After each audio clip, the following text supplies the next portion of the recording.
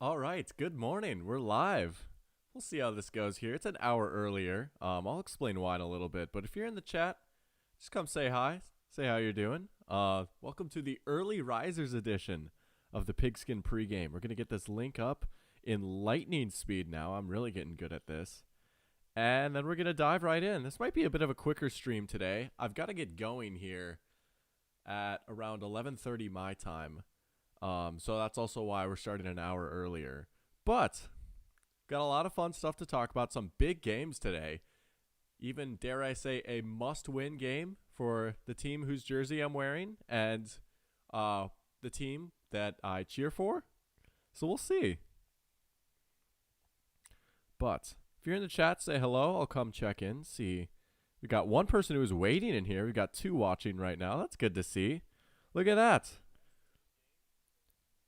Caden's in here. And mile marker 301 says, good morning from northern Michigan. Good morning. Good morning from Athens, Georgia. How you doing? It's good to see you in here too, Caden. How's it going? It's you. Both of you guys. Well, I guess Michigan's in the Eastern time zone, I think. But, you know, Caden, you're up like at 8 o'clock over in the Central time zone. It says, found you via Grossi Posse raid. Well, welcome to the channel. Hope you stick around for a while. We're just talking ball. That Grossi raid was still crazy. I was like kind of in shock when it happened. I was like familiar with Tom Grossi, but I didn't know he did those raids. And, you know, I'm a Vikings fan, and we were live streaming the Vikings game. And all of a sudden, I see all these messages saying, like, go Pack, go. And I get a little scared. I was scared that, like, maybe someone, like, on a Packers subreddit, like some Packers troll found me. But then I saw Grossi's name. I was like, okay, like, he seems pretty chill. And yeah, it was good vibes. Gabe is in here, says let him cook. Caden says woke up like 5 minutes ago. Well, I appreciate it. You know, nothing like a little coffee to start your morning. I've got the chocolate milk and coffee, as always. I have priorities. Well, I appreciate that Dr. Pigskin is one of your priorities. Isn't that something? You know, your Packers have a pretty good big game here today, too. Gabe's got the day off, I'm assuming. Maybe. I don't know. And Gabe says also has priorities. Well, hey, look at that. No joke. Man, I really appreciate that. That's nice of you guys. I was wondering, like, how many people were going to be in here since it's an hour earlier. But, you know, we'll take it. We'll take it. No, that's very nice of you guys. Mile Marker says, I'm a golden gopher. Oh, well, let me... the Gophers lost last night, didn't they? I was hearing a lot on Twitter from some people that I follow complaining about the Gophers. Minnesota football. Man, they have been a little punchless. Yeah, they lost to Northwestern. Oh, well, I'm sorry, man. That's too bad. That stinks. Yeah, a lot of people don't seem to like PJ Fleck. I will say, like, I like the Minnesota teams. I don't follow college football that much, although I did watch a decent amount yesterday, which we can talk about in a little bit. But, yeah, Minnesota football, 2-2 with a loss to Northwestern. They got Louisiana, and then they play Michigan. Interesting. Ski-U-Ma, yes, sir. Ski-U-Ma, row the boat, all that good stuff. There's another world where I go to the University of Minnesota. If I didn't get into the University of Georgia, that's probably the school I would have gone to, which is crazy to think about. But that's a true story. Oofda. Oh, look at that. Oh, that's awesome. The Midwest lingo. I love it. 5 people in here now. Good morning to everyone in here. 9:03. We're going to dive into these games here pretty soon. But yeah, my day's been good. I woke up at like 7:30, set my alarm. Got my coffee ready. I finished up my prep for the stream. Took some notes. I didn't watch film. I skimmed through like play-by-plays and like I watched some highlights, but I watched all 22 of a few games from last week, but nothing too crazy. But yeah, it's been a busy week. Rise and shine, doctor, from Henry. Man, you want to talk about someone waking up early? Henry awake. Man, isn't it like 6:04 over there? I appreciate it. Good morning, Henry. How's it going? Or 7. Sorry. Yeah. Mountain time. But yeah, that's crazy. That's awesome. All right. Well, with that in mind, we've got some people in here. I think we're just going to dive right in. We've got a great slate of games, as always. And we're going to dive right in, as I should probably switch my camera here, to week 3. It's hard to believe. Already week 3, man. We're cruising along in the season. And you know what? We're going to dive right into this game right here. Chargers-Vikings. I don't want to say this is game of the week. This might be the most entertaining game of the week. This might be the most important game of the week, though. So maybe it is. I don't know. There's a few other good games, but this is a must-win game for both of these teams here. And I know that's very early to say, but these are two teams that made the playoffs last year, two teams trying to get back, and two teams that are 0-2. And you know what? You cannot fall to 0-3 and make the playoffs. You just can't do it. You cannot do it in the NFL, even with that extra game. There have been 4 teams in NFL history that have started out 0-3 and then gone on to make the playoffs. I will say the 4 teams here, once we go through this game, I'm going to give you guys a little challenge in chat here. I want you guys to try and figure out who those 4 teams are. To be honest, I think one of them, I don't want to, it's pretty hard. And I will say, like, one of them is maybe a little bit easier to guess because it was a little bit more recent. But I will give you guys in the chat some time to try and figure it out. I mean, if you want to look it up, you could just go ahead and look it up. But if any of you guys have any good guesses, drop them in the chat and I'll tell you after. I'll give you one hint. The most recent one happened in 2018. That's what I'll say. And then the other 3 were all in the 90s, which is interesting. But let's dive into this matchup. Starting off with the Chargers coming off a tough loss last week, man. Tough loss to the Titans. Don't want to say I called it, but I called it. I was very hit or miss with my picks. I actually tracked my picks. And I feel so bad. I should have wrote this down. I will have to do this and maybe like I'll tweet it out or something. But like I'm just like barely over 500 right now with my game picks. It's been up and down, but we did get the Thursday night game right. Probably not too crazy of a take to say the Niners are going to win that game. But Chargers, tough loss to the Titans last week. I even said like it was going to be on a game-winning field goal, which is crazy. I'm like not trying to pat myself on the back too much. Henry is right. Henry is right. Texans 2018. Yeah, you're absolutely right. Good job, Henry. Yeah. No, they went on a crazy, it was like maybe an 11-game winning streak, I think, after starting 0-3. That was the one year they had Tyrann Mathieu. That was when they had Deshaun Watson, too, DeAndre Hopkins.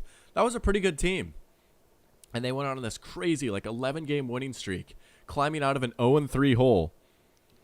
Gabe says Cowboys twice, Bills, and Green Bay. Well, I'll tell you what. The Cowboys and Bills have been the teams to do it. Green Bay was not, but Cowboys and Bills in the 90s have done it. They've started 0-3 and made the playoffs. But anyways, LA Chargers. So, what happened in this game last week? And what do they need to do to try and turn things around and pick up a win? They're going on the road into Minnesota. They missed Austin Eckler. They really did. Look at this, right? Running game just... excuse me. Sorry, something got caught in my throat there. Running game. Not as effective without Austin Eckler. Looked awesome week 1, right? Both Eckler and Kelly went crazy. And maybe part of it you can chalk up to going up against a much stronger Titans defensive front. But 13 carries for 39 yards. And overall, the Chargers as a team averaged less than 3 yards a carry. It was rough on the ground. The passing game was there, right? They put up 24 points. There's a lot to talk about with this game. And, I'll say this. Brandon Staley has been a lightning rod for criticism with how the defense is played. And I think 95% of that is fair. Right? A lot of people are calling for Brandon Staley's head. Some people are saying that if the Chargers lose this game, Brandon Staley is gone. I think you have to put some of it on the offense too, though. Okay? And again, this goes back to my Justin Herbert take, right? I'm not one of the Herbert haters, right? There's like this weird group on Twitter of people that just like hate Justin Herbert. And it's mostly like Dolphins fans or Tua fans. And like there's that whole like feud and rivalry. And then there's also like this other like side. I call it like the Herbert hive, where like, man, like, I don't know. When I say Justin Herbert is overrated, I say that as in like I've seen way too many people put him as like QB4 in the NFL when like realistically he's probably more like 8 or 9, and that's okay. But it is a continuing trend with this Chargers offense, and not even all of it is on him, but this Chargers offense is also not without blame for this loss. Look at this, right? Down the stretch of the game, right? The final like 12 minutes of the game in OT, they had 4 drives. Punt, punt, field goal, punt. You know, they win the toss in OT, 3 and out, 3 straight incompletions. Even here, right? This was a pretty good drive by the Chargers, but this should have probably won them the game. They get 1st and 10 from the Titans 14 with 51 seconds left, almost a minute left, plenty of time to go score a touchdown, and they can't.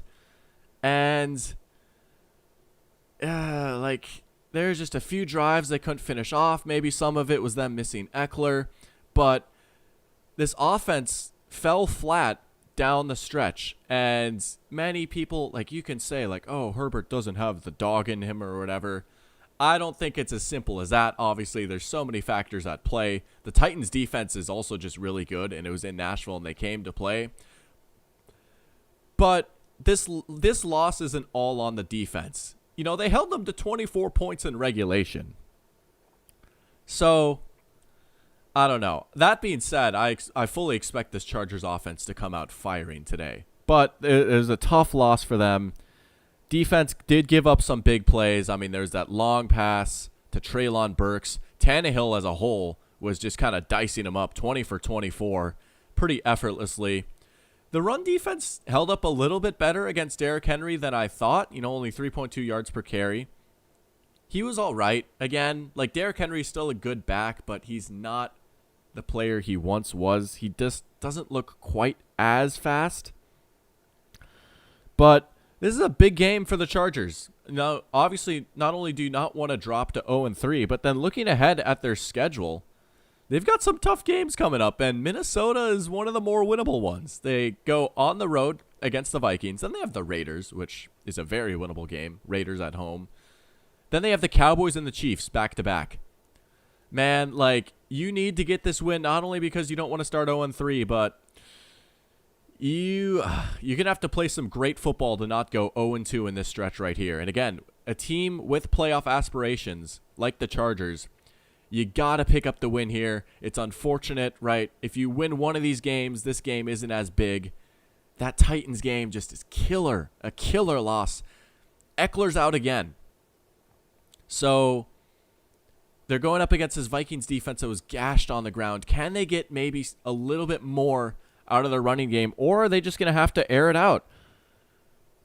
They might miss Eckler again. And also, no Eric Kendricks either, which I say this with all love, right? I love Eric Kendricks. He's one of my favorite Vikings of all time. Maybe it's a good thing for this Chargers defense that he won't be out there, and I feel so bad saying that. And honestly, I kind of wanted him to play. Like, it would have been cool to see him play at US Bank Stadium again, but he's out. Joey Bosa is questionable. I'm not sure if he's going to play or not. They really need him. He only played like 15 snaps last week. He got 2 sacks, though, to his credit, I believe. So, like, he's obviously still good when he plays. He's just injury prone. He has not played much. Let's take a look at this Chargers injury report. But potentially no Bosa. He's been limited with a hammy. No Eckler. No Kendricks. Other than that, they're fairly healthy. The Vikings are pretty healthy, too. No Davenport. Bradbury's questionable. You really hope he can play. But so that's kind of the breakdown on the Chargers. Again, just a tough loss, and this Chargers team, they just always seem to like lose these kind of games. It's frustrating. Mile Marker says, being former LA myself, I hope Vikes put them down. Yeah, me too, obviously. But interesting. So do you not like the Chargers? Living in LA? I guess if you're a Gophers fan, you probably like maybe one of the Midwest teams. You're out in Michigan. Anyways. So, yeah, tough loss for the Chargers. They're a little banged up. They got to pick up this win. So my question for the Chargers, right? What am I watching for? Can this Chargers team finish drives off? I talked about the offense not always being in rhythm, maybe coming up short in a few big spots. They struggled a little bit in the red zone last week. They had 5 trips to the red zone, which is great. You love to see that. Only 2 touchdowns, though. 5 trips to the red zone, 2 touchdowns. The other 3, they had to settle for field goals.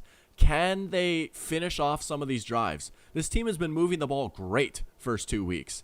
I mean, they've been racking up yards, right? A lot of their advanced numbers like DVOA have been pointing to this Chargers offense being pretty good.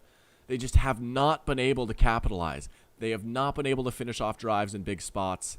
And they've had a few inopportune punts. And that's kind of been it. And you couple that with a bad defense, this offense kind of has to be not perfect, but pretty close to perfect. It's an unfortunate situation all around. That's why they're 0-2. This is a talented team.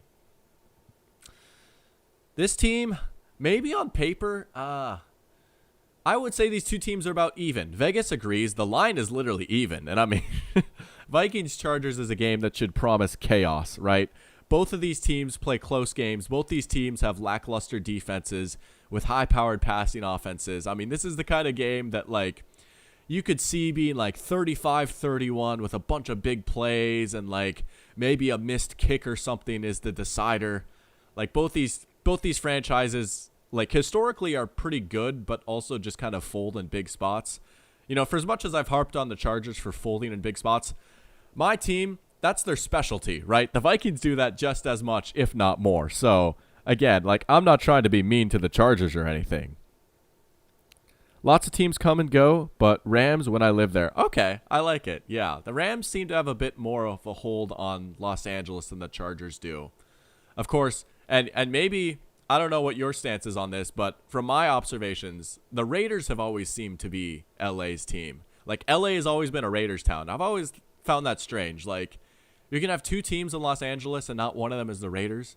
I feel like the Chargers would have been better suited for Vegas and then just put the Raiders back in LA. That's just me. I'm not the commissioner, but Henry says, at the end of the day, I really think the Chargers defense has been the biggest disappointment of their last couple of seasons. Staley was supposed to be a defensive genius, and they've just been so mid. I would have looked for a new coach this past offseason. I am a little surprised that Staley survived the Jacksonville debacle, and I don't know if you watched his press conference or if you saw the clip, but someone asked him about if the Jacksonville loss has affected this team, and he was not having it. I mean, I don't blame him. I wouldn't want to hear about it either. It's a new season. It's a different team. Like, you know, I could see how that would be a frustrating question to answer. The defense has been pretty disappointing. I have this weird, like, defense of Brandon Staley, kind of. I understand that the defense has underperformed. I just really think his biggest problem has been adjustments in game defensively. I honestly think Brandon Staley comes into a lot of games with pretty solid game plans, right? That whole Jacksonville game, the reason they were in that game was because the Chargers defense had 4 takeaways in the first half, and 3 of them set up Chargers touchdown drives that started in the red zone. They fell apart in the second half because they couldn't make adjustments, and obviously, like, a lot of that is on him, but they also scored 3 points in the second half. I'm not saying that it's the Chargers' offense fault in that game. Like, there's just a lot of blame to go around.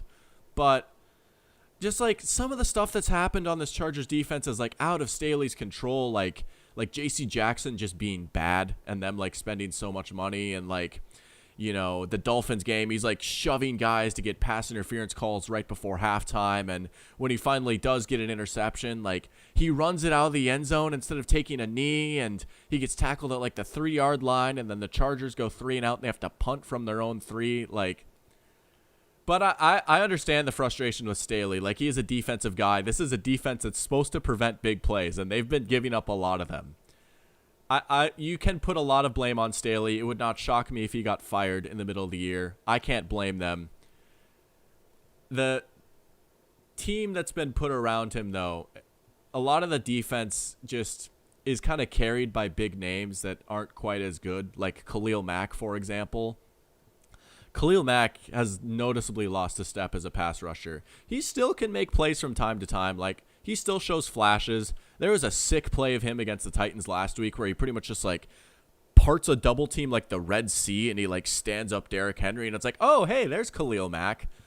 But the pressure has just not been there. He's not been winning. Like, his pass rush win rate is at like 7% or something like that, which is really, really low. But it is frustrating. I don't care who wins as long as both teams score a lot of points. I need to make money. Hey, this might be a decent game to make money, you know? There should be some fireworks. And knowing these two teams, maybe like the chaos of the Chargers and Vikings cancels out, and like this is like a boring like 21-14 like just slow game. But I don't know. I expect fireworks in this one. Gabe says Staley was testy. Yeah, he was. I mean, again, I can't blame him. I would be upset if I was a coach and that was the question I was getting. Like, it's a new season, right?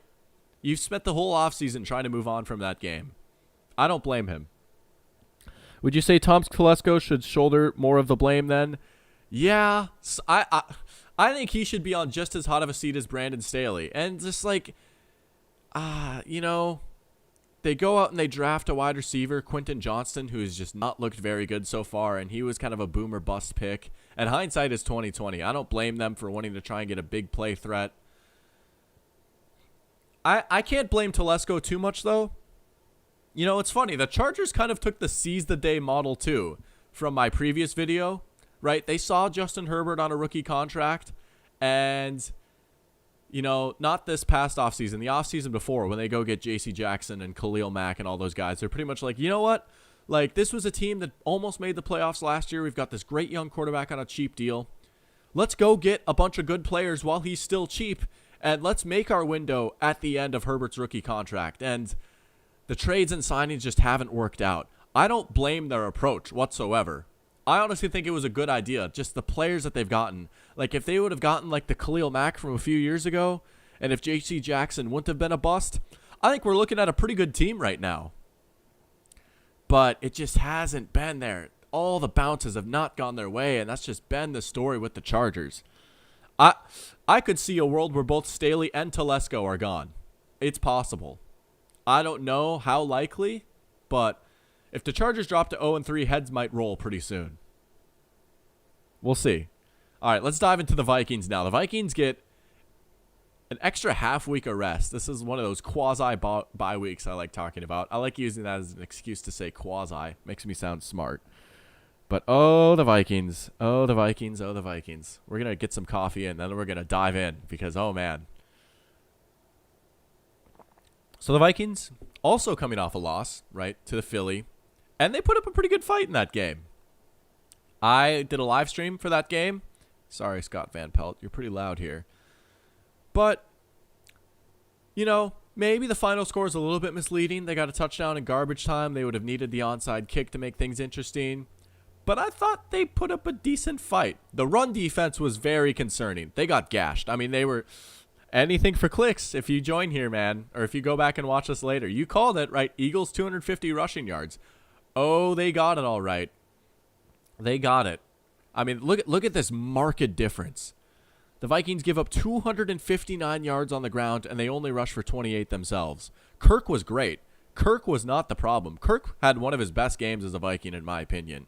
Some great throws, and he was only sacked twice, which was really surprising.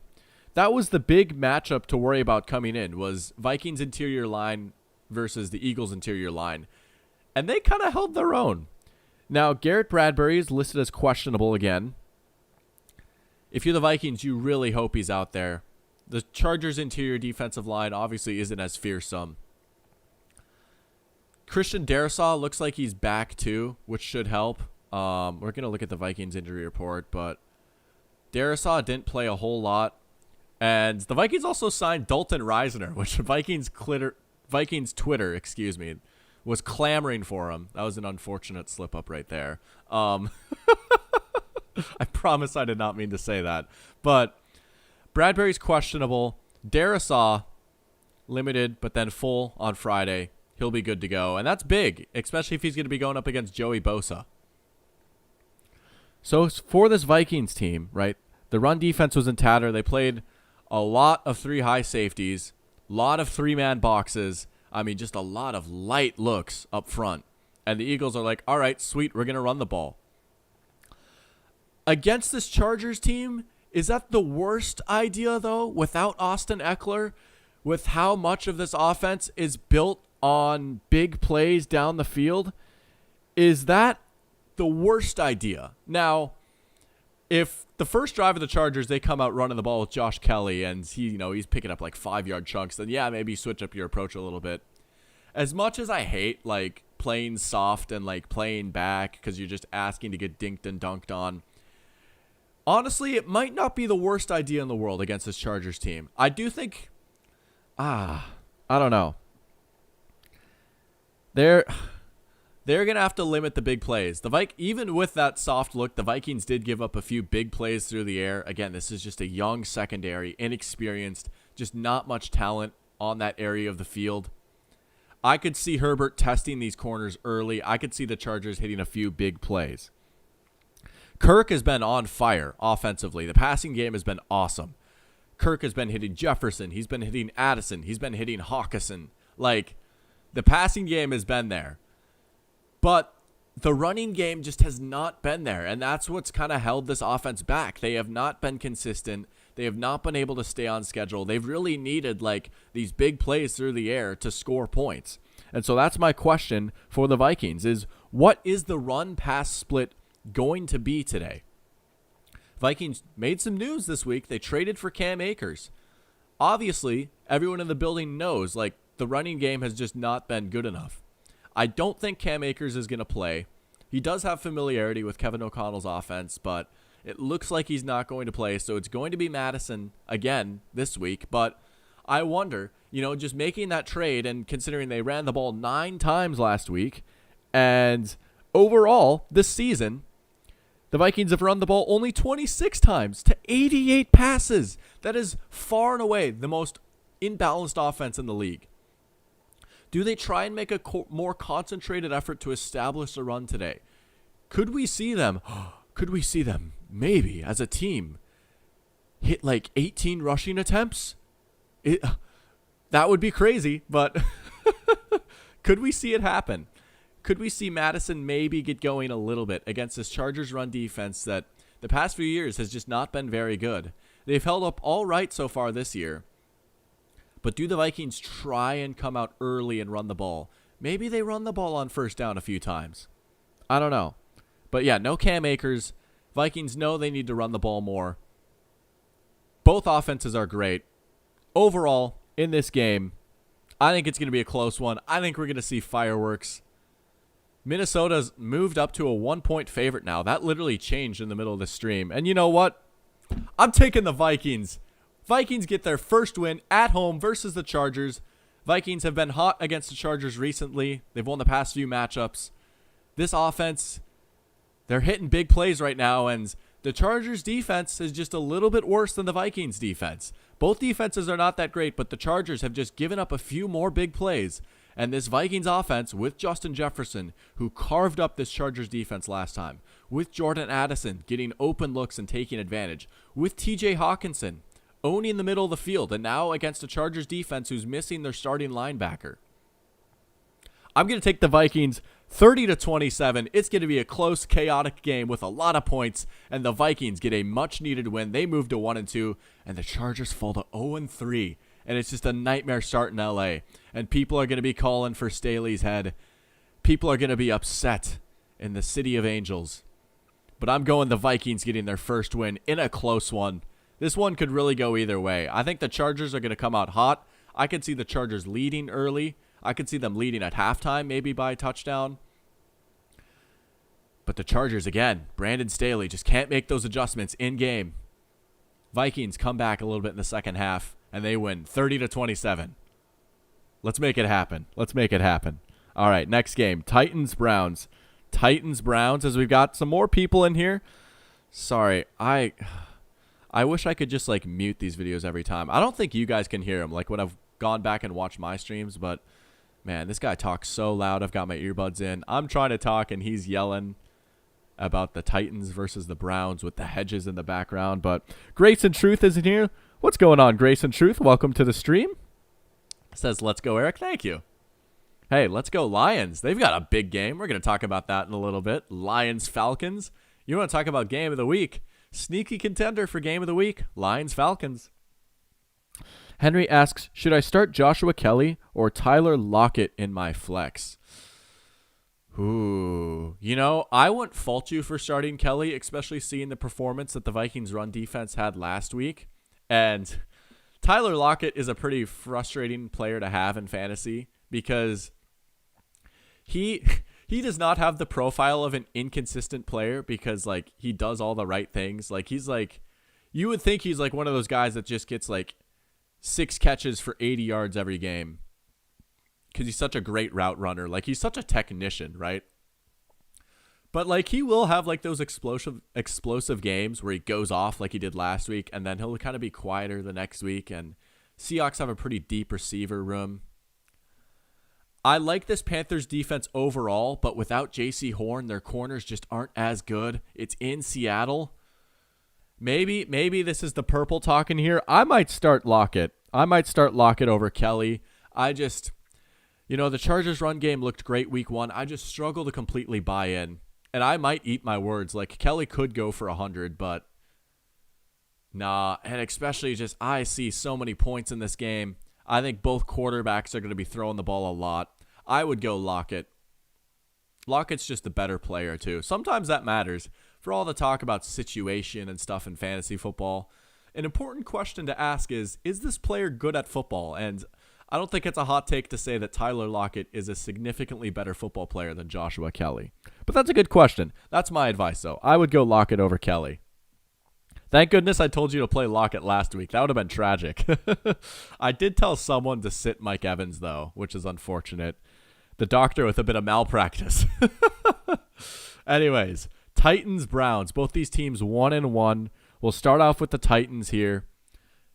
Titans, the team that beat the Chargers last week. That was a win that they kind of needed. We've talked all season about this Titans team potentially being frisky, right? They're going to hang around there. Mike Vrabel's going to have these guys up and ready to play, and you might look at the end of the year and you're like, how the heck did they get 8 wins? Well, it was wins like last week. I mean, they just won that game. They made plays on defense. They had a few big plays on offense. It was very encouraging from Ryan Tannehill. This was a classic Tannehill game that we saw last week. It was clean with the football, no turnovers, only 4 incompletions. Hit a few big plays through the air, made a few plays with his legs. That is the Ryan Tannehill you want to see if you're the Tennessee Titans, right? They're trying to keep pace with the Jaguars. I mean, they're tied right now. They're both 1-1. We know I love my Jaguars. I certainly still have them winning the division, right? I mean, a loss to the Chiefs by 1 score is not like a tragedy, but hey, it's easy to forget this Titans team was right there with the Jaguars last year. It came down to the very final game. They'll play the Jaguars twice, so they're hanging around there. Titans defense was awesome in this game against the Chargers, especially that defensive line. Oh, man. I mean, you want to talk about a talented defensive front. Jeffrey Simmons has been doing his thing. Danico Autry's been doing his thing. Harold Landry got in the scorebook with a sack. I mean, this Titans defense, you could make a very good case that they're top 10 in the NFL. I mean, just look at, go watch Danico Autry. I think he's one of the most underrated players in this league. He has been awesome to start the year. He's had a lot of pressures, a few sacks. Him and Jeffrey Simmons are a problem. They are a problem. This is going to be a fun battle in the trenches. Titans defensive line versus the Browns offensive line. Good on good. I mean, you want to talk about good on good. We've got great defensive linemen going against great offensive linemen. I'm curious to see who could win that battle. That might be the defining battle in this game.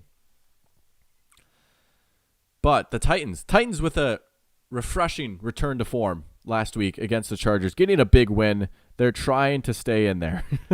Gabe says, sit Mike Evans. Well, I didn't explicitly say to sit him, but I said, I can't remember who the other player was. It was Jalen Waddle. I said to play Jalen Waddle over Mike Evans. Waddle was fine. He had 80 yards, but of course, Mike Evans going berserk last week.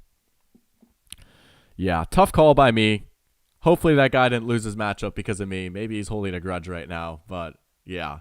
Mike Evans is a good receiver in his own right. Go Bucks. Well, we'll talk about the Bucks later. They've got a Monday night game. The Monday night doubleheader is back. But yeah, we've got a good battle in the trenches. The Titans defense looked a lot better. Offense looked a lot better, right? Tannehill, 3 interceptions week 1. I said you can't do that on a team that's built like this. And he listened. He didn't do it. He played a clean game, and that's a big reason why the Titans won. I liked what I saw from Treylon Burks. Only a few catches, but he had that big play. Hopkins with some clutch catches down the stretch. His numbers weren't crazy, but he was a difference maker in that game. Titans secondary was all right. I mean, the Chargers are going to get their yards. You know, the Chargers are going to make their plays, but I thought they held up. And again, that red zone defense, they made a lot of big stops in the red zone. Again, 1st and 10 from the 14 with about a minute left, and the Titans defense made a stand. And then they force a 3-and-out. Titans go kick the game-winning field goal. Big win for the Titans. Mike Vrabel football, baby. That's what it's all about. For the Browns, oh, man, you want to talk about well, first, actually, before I forget, the big question, what am I watching for with this Titans team? I've said a lot of good things about the Titans, but there's one big question, and that is how is this offensive line going to hold up against this insane Browns defensive front? Myles Garrett might take this game over. I haven't looked too much at Prize Picks or any betting lines yet or anything, but if Myles Garrett has like player props available, I would consider taking them. This Titans offensive line has been one of the worst in football over the past few years, and they still have not looked that great in the first 2 games. Tannehill got hit a lot for as great of a game as he played. 5 sacks for 46 yards lost. I mean, Joey Bosa was having a great game, right? The Chargers were just kind of getting in Tannehill's face. That has been a bit of a concern, is this offensive line still. And they've got unproven guys, right? Skoronski, the rookie, is in there. So they're still kind of gelling a little bit. Continuity is very important with an offensive line, and there's just a lot of new faces. Can they at least be decent against this crazy Browns front? I'm a little worried about that. I am a little worried. And can they open up holes in the running game? Big Dalvin Tomlinson is in there too. He's been looking pretty good so far. Zadarius Smith. They're going to have their hands full trying to slow down this Browns defensive line. I could see the Browns defensive line taking this game over. That might be enough to win. I mean, that's probably why Cleveland is a 3.5-point favorite. They're also in Cleveland. But, yeah, I pray for Tannehill, man. He might be getting hit a lot. Henry with a question in here says, how do you feel about the Titans' overall window? I feel like their window of the past couple of years is starting to close with an aging Henry and Tannehill, but they still have a pretty good team. Yeah, I would agree. I mean, if you really want to look at it like this way, 2021, this Titans team got the top overall seed in the AFC, which I feel like not a lot of people talk about. Like, it's kind of crazy to go back and look, and you're like, wait, the Titans were the 1 seed that year? Yeah, they were. They had the best record in the AFC. And that was kind of the year where everything came together for them. They had that stretch between 2019 and 2021. Realistically, that was their window. When Tannehill was at his best, when Henry was at his best, when this defense was at its best. This Titans team now kind of reminds me of the late stage Mike Zimmer Vikings, maybe with a little bit better vibes. Like those Vikings teams, you could kind of tell maybe Zimmer was on the way out. A lot of guys were declining. Like, I think Vrabel survives this transition into a new window, like rebuilding a little bit. But that's kind of the vibes I get. We're like, they're still a solid team. They've still got a lot of their guys, but they're getting older.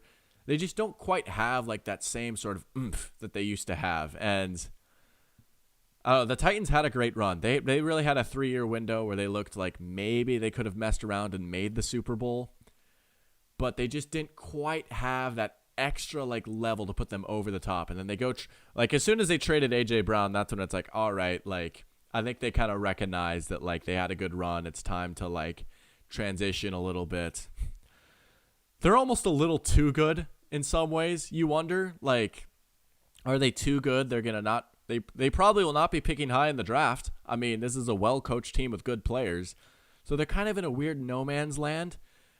But again, these guys are competitors. And if you're a fan, I get like, you want your team to win. You don't want to see them like go out and win 3 games. So that's my opinion on the Titans window. I think it's more or less closed, but they're going to be pesky. They're going to be a tough out.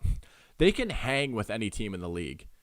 There's some teams that I really don't think that they could beat, but they could hang with teams. I mean, they took the Chiefs to overtime in Arrowhead last season with Malik Willis at quarterback. It's well coached. They've got a great defense, pretty good running game. It's just not quite the same. That's my opinion on the Titans. For the Browns, oh man. Talk about a classic Cleveland Browns experience. That Monday night loss. Oh, I feel so bad for Browns fans for all the crap that they've had to put up with between their quarterback and losing games like this, and just the Browns just being in disarray in general for as long as they've existed, really. Well, at least this new iteration of the Browns. You know, they had their run back in the day, way back in the day with Otto Graham, but man, and they lose Nick Chubb. Man, I feel so bad. That just stinks. Chubb is just such a fun player. Chubb was really like, I mean, he's not the last man standing from that magical Browns 2020 season, because obviously they've still got a lot of the other key guys, but like Chubb was really like, he exemplified that Browns team, and Chubb is Cleveland in a lot of ways. The fan base loves him. It's the same knee he hurt in college. We got some pretty good news yesterday that like it's not a career-ending injury, because that was a legitimate question. So I'm hoping in a calendar year from now, maybe we can talk about how, man, this is just so incredible that Nick Chubb is playing football again. You just don't like to see it. And it was an ugly loss to a Steelers team that they probably should have beat. I mean, I picked them to beat the Steelers. They should have won that game. The Steelers had nothing going on offense. But the Browns really didn't either. And that's the first thing I want to talk about. Deshaun Watson might just be bad. I think that is something that you just might have to accept. Deshaun Watson might be not that great of a quarterback. He had a rough game again last week. And at some point, you know, we talk about, oh, there's no way he's going to be as bad as he's been last year, and he's been away for the team. You were starting to run out of time for that excuse for him. I mean, his completion percentage was barely over 50%. He had a couple killer turnovers that turned into points for a Steelers team that had nothing going on offense. He looks slower. He looks uncomfortable. He hit some nice throws, but he also had some bad misses. He just does not look like that great of a quarterback right now, and it's really killing this team that's otherwise pretty good, right? The defense is awesome. The offensive line is awesome. The running game is sick. Even without Chubb, it should be pretty good. Jerome Ford looked good. They've got a legit number one wide receiver in Amari Cooper. If they had better quarterback play, this is probably a playoff contender. And it's so, again, that's why I'm so frustrated for Browns fans, because Cleveland stuck out their neck big time to get Watson, right? You have to deal with all the baggage, which, again, Browns fans didn't ask for this. I feel terrible for them that they have to put up with this. They're put in such a moral conundrum, like cheering on their team with him there. Not only that, he costs a lot. I mean, he's like the highest paid quarterback in the NFL. You give up an insane amount of draft capital, and he's not good. He's not good. Like, he's just bad. Like, this is like almost, not quite, but like almost like Zach Wilson level stuff where like the team around him is just so good, but he's playing so poorly, it's holding them back. I mean, he was bad last week against the Bengals too. He's just not been good. Jacoby Brissett has been the better quarterback, and they let him go. They were playing better football with Jacoby Brissett, and I can't help but feel like right now this Browns team would be 2-0 with Jacoby Brissett. It's just terrible. Anyways, so I feel bad for Browns fans. Deshaun Watson might be bad. He needs to put up or shut up. Like, the clock is ticking, and the Browns like don't even really have the option to move on from him, because they are just going to get killed financially if they do. All that guaranteed money is going to like come and kill them. Anyways, let's check chat. Gabe says, a little confusing using a day 2 pick in back-to-back years on a potential replacement. Kind of think Tannehill catches too much flack. Yeah, he's a solid quarterback. He's had a very underrated career. When he's on, he plays pretty well. He does what he needs to in the structure of this offense. He makes plays with his legs. He's kind of underrated guy at hitting big plays down the field, right? Like, he's always kind of had some nice throws in his bag. There's been a little bit of pressure on him to replace him, and I think it's easy to point the finger at Tannehill for the 3-year window that the Titans had where they couldn't quite finish over the top, and like that loss to the Bengals in the divisional round, Tannehill had a bad game. So I can see why like the Titans think, man, like if we had a better quarterback, we probably win that game and move on. But also at this point, I think you just kind of stick with Tannehill for this year with where your team is at. You're not trying to make a push over the top. Let him play out. I think he's earned that at this point. And, Willis and Levis, obviously two very high upside guys. I don't think the Titans really want to play either of them this year. I can see that, though. Maybe Tannehill does get too much flack. I like Tannehill. Mile Marker says, glad he gets a chance to play again. Me too. I love Nick Chubb. Just such a quiet, humble, hardworking guy. He just goes about his business. He doesn't wear gloves. He's going bare knuckles, running guys over. He's a throwback. I love Nick Chubb. I have all the respect in the world for him. I'm glad that he will get a chance to play football again too, because the NFL is better when Nick Chubb plays.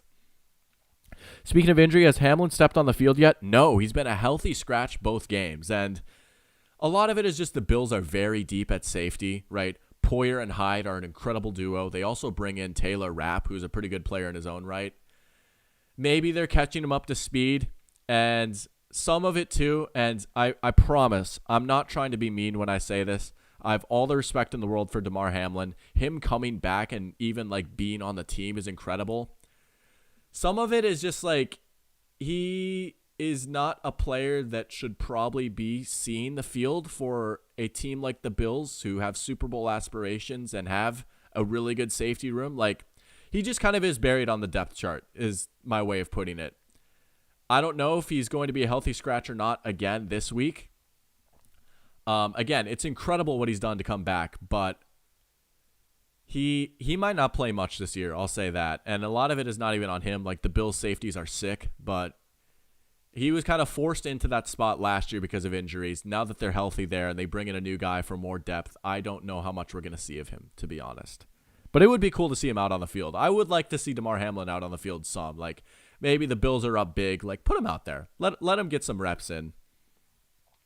Henry says, I thank God every day for the fact the Falcons didn't trade for Deshaun for so many reasons. Yeah, no, Atlanta dodged a bullet.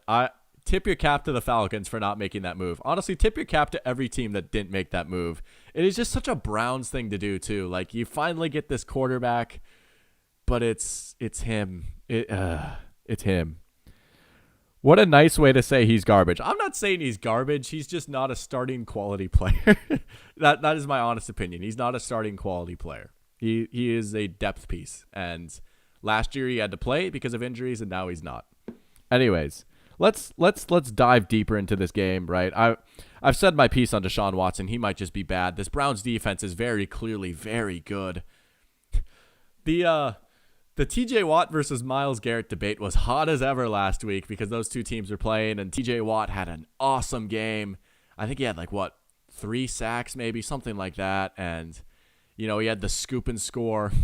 Meanwhile, Myles Garrett didn't quite stuff the stat sheet like TJ Watt did, and oh man, the Steelers fans were doing their victory lap.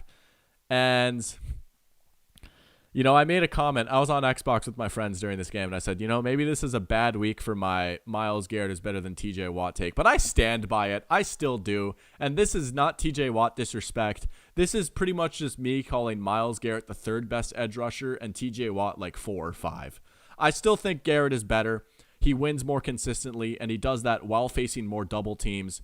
They are different players. Watt just does play a different role on this defense, so maybe it's a little unfair to compare the two. Watt can do a lot more in coverage. You don't want to drop back Myles Garrett into coverage. Watt can make some plays out there.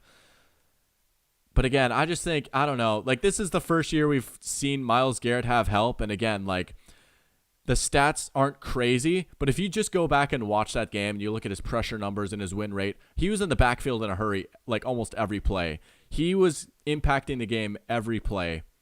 And if you want to see some stats, just wait for this week. I think he could go off against this Titans team. This Browns defense is sick. It really is. They're so good. But the question for the Browns here that I have, just besides the overall questions on offense, can Jerome Ford and Kareem Hunt be enough in this running game? They have a bit of a tough test against this Titans defense, who I've talked up their front. They have a really good defensive front. They did a great job against the run last week against the Chargers. Without Nick Chubb, can Ford and Hunt be enough? Right? Chubb is the Browns' best player on offense, maybe the most important player on the team, especially with how this offense has struggled. He has been their offense. They bring in Kareem Hunt. He's going to play, which I'm actually not really surprised about. Right? You think, oh, this is a quick turnaround. But he was literally on this team. He knows the offense. He knows the team. I'm not shocked. I could see a world where we see a decent amount of Kareem Hunt today. And Jerome Ford looked pretty good, too, against the Steelers. He had a good game. He went for over 100 yards. He was a great player at Cincinnati. This is an interesting test, though. Again, good on good in the trenches. Browns line versus the Titans line. Can this Browns running game get going enough? Because I really feel like the Titans, that is what they're going to key in on, is stopping the run. They're going to dare Watson to beat them. So I guess the other question is, can Watson beat them if this Titans defense just sells out against the run? I'm going to go with a slight upset against the spread here. I'm taking the Titans on the road. Titans 20-17. Again, I could see this Browns defensive line taking this game over. I think it's going to be a bit of a lower scoring game. Both these teams are built fairly similarly. Good defense, good running game. I genuinely trust Tannehill more than Watson to not mess things up and turn the ball over. I genuinely do. And just without Nick Chubb, this offense all of a sudden looks a whole lot different. They still could get the running game going some, but they miss that explosiveness with Chubb. I really think they're going to miss him. And the Titans got out another win. Titans could move to 2-1 here today. And the Browns, they're on a short week. They lose their best player, arguably. Their offense has just not been going. I'm going to take the Titans here. I have faith just in this Titans coaching staff in general. I don't know. They're going to be up and ready for this game. So I'm going to go with the Titans 20-17 over the Browns. Let's dive in to Falcons-Lions. Here we go. This is going to be a good one. I'm going to check chat. The move was done. The Browns offered a fully guaranteed contract. Yeah, it's like all the money that they offered him, they have to pay him. So if they got rid of him next year, all the remaining money on his deal gets paid in 1 year. You can't do that. That's just malpractice. The Browns would not be able to afford to do that. They probably quite literally cannot afford to move on from Watson. They have to stick it out with him. They've made their bed, and now they've got to lie in it. Speaking of lion, Falcons-Lions in Detroit. The undefeated Falcons coming into Ford Field. We'll see if the ski masks are out again. That kind of backfired last week. Lions, man. Well, we'll talk about the Falcons first. We talk about the away teams first on here, but the Lions, But anyways, I say they played a pretty good game. I'm not trying to be mean to the Lions. They're 3.5-point favorites. Iconic Georgia Friend Group matchup right here, right? We've seen some crazy games between these two teams, right? Todd Gurley game, anyone? Todd Gurley going for the touchdown. Maybe should have just went down. And then TJ Hawkinson, Lions legend, with the game-winning score. Yeah, we've seen some wild contests. The DeAndre Swift drop, the dime from Matthew Stafford, right? Tim Boyle, didn't he play in this matchup? Not maybe last year, 2 years ago, I can't remember, but we saw a Tim Boyle game. Anyways, the Falcons, undefeated. Man, I keep picking against this team, and they keep winning. They go out, and they take care of business against the Packers last week. Good win for the Falcons. Great win. The Packers were obviously not at 100%, especially on offense. But the Falcons defense, the Falcons dominated the fourth quarter. This is how this team is built to win. They're not built to play from behind, but they're built to dominate late in the game. And to their credit, they did. Right? They were down 12 going into the fourth quarter. And they come back and they get it done with some nice drives and opportunistic defensive play. To me, that has been one of the biggest surprises of this season so far, is that the Falcons defense has actually held up pretty well. They're going to get a heck of a test this week against the Lions. But good win for the Falcons. Bijan Robinson, Yeah, he's the real deal. He really is. I don't. Again, maybe Bijan Robinson being good isn't like a spicy take, and like maybe I shouldn't be victory lapping this. But hey, all I'm gonna say, what did I say this whole offseason, right? Who has a better shot than some people think to win Offensive Player of the Year? Is Bijan. Man, we saw Bijan unleashed last week, and it was awesome.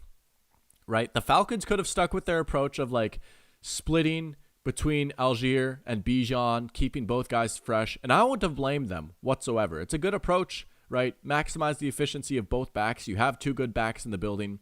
You have an offense that's just set up to run the ball well no matter who is there, right? Outside zone run, am I right? Well, we'll learn more about that. I've really dove into this outside zone run stuff, and let me tell you, it's beautiful when it works. I keep teasing it. Just I don't know. Keep your eyes peeled. The announcers are going to talk about it a lot. Watch how the Falcons block. They're not attacking the guys in front of them necessarily. They're attacking space. And the run is kind of improvised, right? If you have a good back like Bijan with good vision, he pretty much waits to see where the hole is going to open. And then he just cuts on a dime and he explodes through the hole. It is a beautiful fit, but I mean, I wouldn't have blamed the Falcons for sticking with that split approach. Maybe it's a little bit frustrating if you're a fantasy guy, if you're betting on Bijan, or if you just want to see him unleashed. I wouldn't have blamed them. But I also don't blame Arthur Smith for not being able to contain himself. Like, that only lasted 1 week. We saw a lot more Bijan last week. He saw the field almost twice as much in that game against the Packers. Week 1, he had 32 snaps. Week 2, up to 59. 19 carries for 124 yards, also making some plays through the air, right? He is a positionless weapon. He is. Of those 59 snaps that he played against the Packers last week, 19 of them were in the slot and another 5 out wide. I mean, he is a guy that you can put everywhere. He is such a threat, and when he gets in the open field, the first guy is not bringing him down. So when you have him in this offense that opens up holes with a great offensive line, a great blocking scheme, you move him all over, you can put him in the slot and out wide. Like, what can you do? He is a game breaker. I mean, some of these runs were just incredible, right? And even when the hole wasn't open, like, he's picking up first downs when, like, the whole Packers defense is in the backfield and he's just, like, making guys miss. It just doesn't matter. I mean, he is legitimately already one of the most exciting players in the NFL. He is so good. Man, anyways, got some more activity in the chat here. We'll keep talking about the Falcons. Mile Marker says, one pride. I'm assuming you're a Lions fan. Big game, huh? We got a couple Lions fans in here. Shout out to the Browns for their ineptitude. Go Lions. Always comes down to the final drive, and Lions lots of hurt. Yeah, they're a little bagged up, and we'll talk about that. This Lions team is not at full strength. But a big win for the Falcons. They looked great on the ground again. Drake London got involved, which I like to see. Drake London had a pretty good game on Jair Alexander. Still the biggest thing that gives me pause, though, with this offense. Again, I am pretty hard on him, which is funny because I was not as hard on him during the pre-draft process, but Desmond Ridder. Man, just sometimes it feels like they gave the keys of a Ferrari to a toddler. To Ritter's credit, he actually played pretty well down the stretch. He had a few nice runs.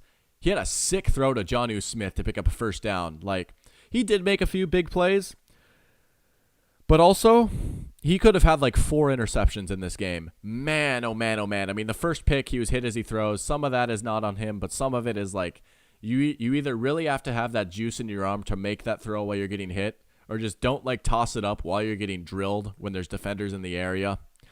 He hit Quay Walker Quay Walker had an interception and he dropped it. I mean, he hit a few Packers defenders, and again, it didn't really hurt the Falcons last week, but a team that's built like this, again, running the ball, don't want to play from behind. You cannot turn the ball over like this. Ridder has just been questionable. He misses guys, and he has not been able to get Kyle Pitts involved. He did get Drake London involved a little bit more. He does make plays with his legs, but you just wonder what the ceiling is with Ridder here. Probably Daniel Jones, which honestly, if Desmond Ridder can play like Daniel Jones, this Falcons team makes the playoffs. If you can get a Daniel Jones-esque season out of Desmond Ridder, this Falcons team probably wins the division. We just haven't seen it yet. Can we see it maybe today? Can we see Ritter's best game today against the Lions defense that looked pretty good, but then they had a rough week last week and now they're a little banged up. That is something to watch out for. You know, a lot of turnover-worthy plays. Didn't quite come back to bite the Falcons. Got to clean that up a little bit. Ritter just, we'll see. It's been a roller coaster with him. The rest of the team looks pretty good, though. The defense has made plays when they've needed to. Jesse Bates has been a welcome addition, right? It's been an opportunistic defense, right? They forced 2 punts and a 4-and-out to end the game. That was the final 3 drives for the Packers. 2 punts and a 4-and-out. You take that, absolutely. I mean, they were great down the stretch. That is how you win games. This defense isn't loaded, but man, they're punching above their weight. I give them credit. I was hard on this Falcons defense, and they have come to play so far. And to be fair, again, the Packers were without probably their 4 best players on offense. Elkton Jenkins, David Bakhtiari on the offensive line, no Aaron Jones, and no Christian Watson. But again, they made the plays, right? They made those plays. My big question in this Falcons game is, can we maybe see Kyle Pitts get involved? Can we see Kyle Pitts get involved? It is so frustrating because he is so obviously a good player. He is. I mean, he had 1,000 yards his rookie year as a tight end. You don't see that. You do not see that, right? An absolute freak, a physical specimen. And he's getting open. If you go back and watch the Falcons, he's getting open. He's winning on his routes. He's just either like Ritter can't find him or the ball is out of reach. He had a big catch week 1 against the Panthers. That was a big catch in the context of that game. He can win downfield. He's such a big guy. And it was good to see London get involved too. I know Arthur Smith always likes to say, we're not playing fantasy football. In a game like this, though, against a high-powered Lions offense, can you get all of your playmakers involved? You might need to see a bit of Kyle Pitts in this game.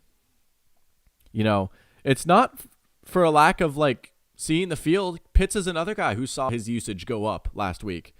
Well, not usage. He saw him out on the field more. 31 snaps week 1, 57 snaps week 2. And a lot of it has been out wider in the slot. I actually agree with how the Falcons have been using Kyle Pitts. We haven't seen much of him in line as a traditional tight end. That's Jonnu Smith's role, and he's been pretty darn good at it.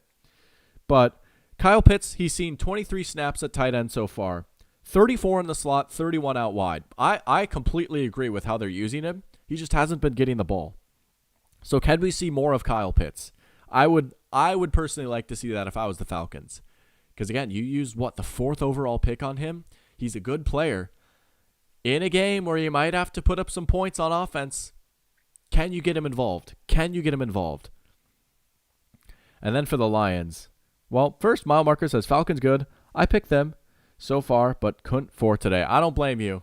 We'll get to my pick, but I don't blame you. I think the Lions might be set up here to get a nice bounce-back win. But the Falcons have been pretty good. They might have the inside track for the division right now. They are making me eat my words a little bit. I was a little hard on the Falcons throughout this offseason. They've been pretty good so far. The Detroit Lions, man, brutal loss to the Seahawks last week. You're at home. It's your home opener. Coming off this great win against Kansas City. People are rocking the blue ski masks. Detroit is up and ready, right? You know, coming into this game, this is a different Lions defense, right? 20 points against the Chiefs. Here we go. Improvements on the defensive side of the ball. Chance to make a statement against a Seahawks team that you gave up 48 points to. And to the Lions' credit, this is going to sound snarky, technically they were better. They did surrender fewer points to Seattle. Their defense gave up 31 points. You have the pick 6, so you can't put that against the defense.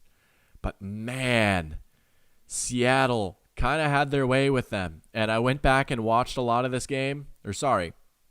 37 total points. But I went back and watched this game. Sloppy play defensively. A lot of missed tackles. That was something that really stood out. And Grace and Truth, if you're still in here, you were kind of hinting at that last week. Or I guess this Thursday. During my Thursday night stream, right? Undisciplined, kind of sloppy play from the Lions defense. Yeah, I went back and watched some of this game yesterday. Watched some of the All-22. Watched some highlights. And that was something that really stood out. A lot of missed tackles. First guy was not bringing down the Seahawks guys a lot. And honestly, there was not a lot going for the Seahawks on the ground. Like, they didn't have like this crazy game on the ground, but like there were just a few like crushing runs where the Lions couldn't quite make the tackle, and a lot of stuff after the catch for the Seahawks. Guys were getting open. It was a little bit of a frustrating game if you're the Lions, because you were promised this improved defense, and you saw it week 1, albeit it was against a shorthanded Chiefs team, but you saw more of the same story from last year, week 2. Offense played awesome. Offense was awesome. But the defense just not there. Henry says, if the Falcons get down early in this game, that's when I think we're really going to see if Ritter's about. I think Pitts and London could eat today, especially with C.J. Gardner-Johnson out. Yeah, that is the other tough part. Injuries. This is kind of a hobbled Lions team right now. You might see on your screen right now, Amon-Ra St. Brown, a steel plate in his shoe. He's dealing with a toe injury. No C.J. Gardner-Johnson. David Montgomery got hurt last week. I'm not sure if he's playing or not. Let's take a look. But this is kind of a banged up team. Look at that. Taylor Decker's out too. No Kirby Joseph. No Emmanuel Mosley. No Big V. Montgomery is doubtful. It's worse than I thought, to be honest. And then Reynolds and Amon-Ra both questionable. All right. The Lions' injury problems, it's even worse than I thought. This is what's really concerning if you're Detroit. C.J. Gardner-Johnson too. He was supposed to be the heart and soul of this defense. He's such a versatile player that you can play anywhere in the secondary. To lose him is just crushing, right? I feel bad for the Lions in that sense of he was supposed to be such a difference maker. The defense kind of came out flat last week. It was very disappointing. I will say Aiden Hutchinson is playing some pretty good football right now. The sacks have not been there, but he's been winning. He's been winning against his man. He's been getting pressure. I think he has 13 pressures through the first 2 games. That's pretty good. Aiden Hutchinson looks pretty good. Outside of him, though, the pass rush has been a little disappointing. This was a pass rush that showed some promise last year. Has not quite been there outside of Hutchinson so far. Can you maybe get that going? They're going to have a heck of a test. This is a very good Falcons offensive line. This is a battle of maybe 2 of the 3 best offensive lines in football. You got to put Philly in there too, but man, we're going to see some great offensive line play on both sides of the ball. That's something to look forward to in this game. Both these teams might try and come out and run the ball. Offensively, you're not too worried. I mean, this is the same Lions offense as last year. This was a Ben Johnson masterclass. That is almost something you worry about if you're a Lions fan. How much longer is Ben Johnson going to be here, right? At what point does some team take him away? I'll be honest, I was shocked that he stuck with the Lions for another year. I mean, I don't blame him, right? He buys in with his vision, and they paid him very handsomely to stay. Ben Johnson is a special offensive coordinator. He doesn't do anything too wacky, but man, he's just built a team that is tailor-made to his personnel, and there was just some fun play calls in this game, right? Like that touchdown to Josh Reynolds on the flea flicker. If you go back and watch it, the Fox broadcast team did an excellent job of pointing this out. The way they motioned, I believe, is Jahmyr Gibbs, right? Or was it Reynolds? But they used motion to try and confuse the Seahawks rookie Witherspoon, right? And then they hit him with the flea flicker. You have Witherspoon on the run pre-snap following his man.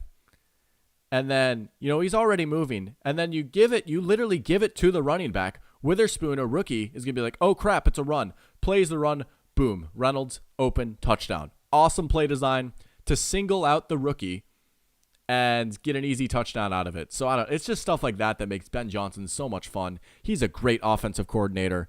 I'm not too worried about this offense. There were some questions against the Chiefs. They only scored 14 points on offense, but also this Chiefs defense might just be pretty good too, which we'll talk about. But yeah, offense I'm not too worried about. Goff played great outside of the pick 6. They're banged up, right? Losing Montgomery might hurt, but I'm a little excited to see more Jahmyr Gibbs today. He's looked good too.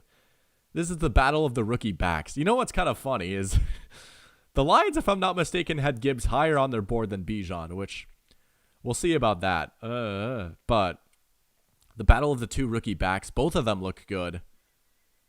But for the Lions, this big question. Henry, you kind of alluded to it, as I'll check chat.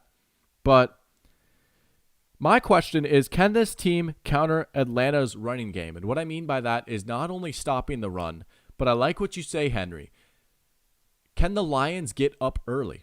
I've said again, we have not really, I say this, the Falcons were down 10-12 in the fourth quarter, but this Falcons team is not really built to play from behind. This Lions offense is pretty good.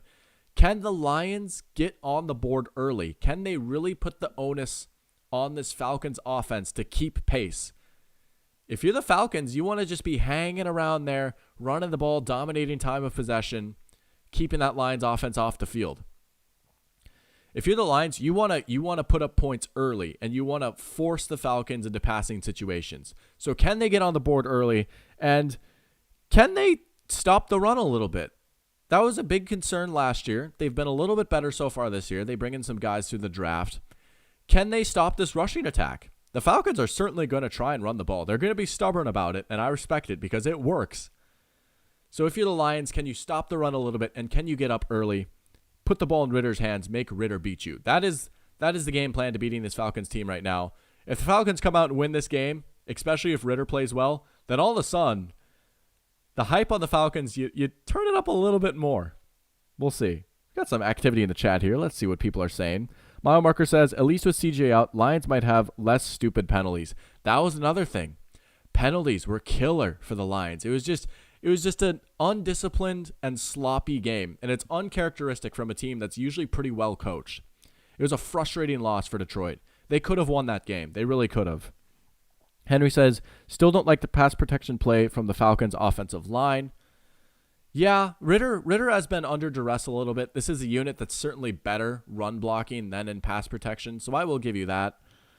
I do think, though, that this is not a terrible matchup. Again, outside of Hutchinson, we have not seen much from this Lions pass rush so far. And Gabe says a lot. Here we go. We got the Lions fans going off in here. Just think we will falter again. Weirdly, the Lions run defense is top 10 in the first two games, but that was against Pacheco and a hobbled Walker. See, the top two running backs in the past draft will be cool. Offense looks good. However, I don't think that we will be able to win. Defensive liability is too big. I know I'm a doomer, but honestly, this game will be 30-21 game winning. 30-28 Falcons game winning field goal. All right, so the Lions fans have spoken. Gabe has the Falcons winning. I'm not going to pick against the Falcons again, am I? Am I going to pick against the Falcons 3 weeks in a row? First two times they've made me pay. Am I going to do it again? Yeah, I am. I'm so sorry, Falcons fans. I swear, I keep picking against the Falcons. I do, and it's frustrating. I honestly don't even, I could see a world where the Falcons win this game. Lions are 3.5-point favorites at home. I think this is a fairly even matchup, but I am going to give the slight edge to the Lions.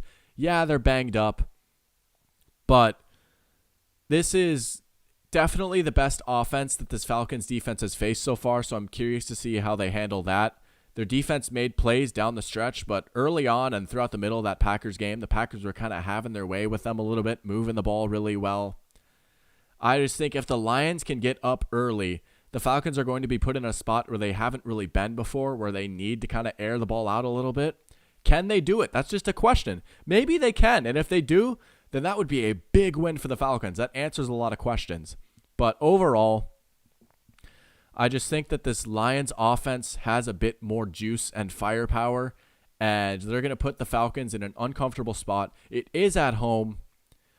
This Lions team is just a little too talented and well coached, in my opinion, to lose 2 in a row at home. And I don't know. They are injured. It is going to be close. I do think it's going to be close, but I'm going to go 28-24 Lions. I might regret this. I might. I recognize it. The Falcons have made me pay so far, but we're going to go with the Lions in a close one. But, we've got mixed predictions here. We've got some Falcons and Lions fans in here, which always makes it fun. But, Gabe says Bijan 2 TDs, Tyler 1 touchdown. It could happen. I am curious to see, Bijan Robinson could go off again. Says, looking forward to proving you wrong, Gabe, eh?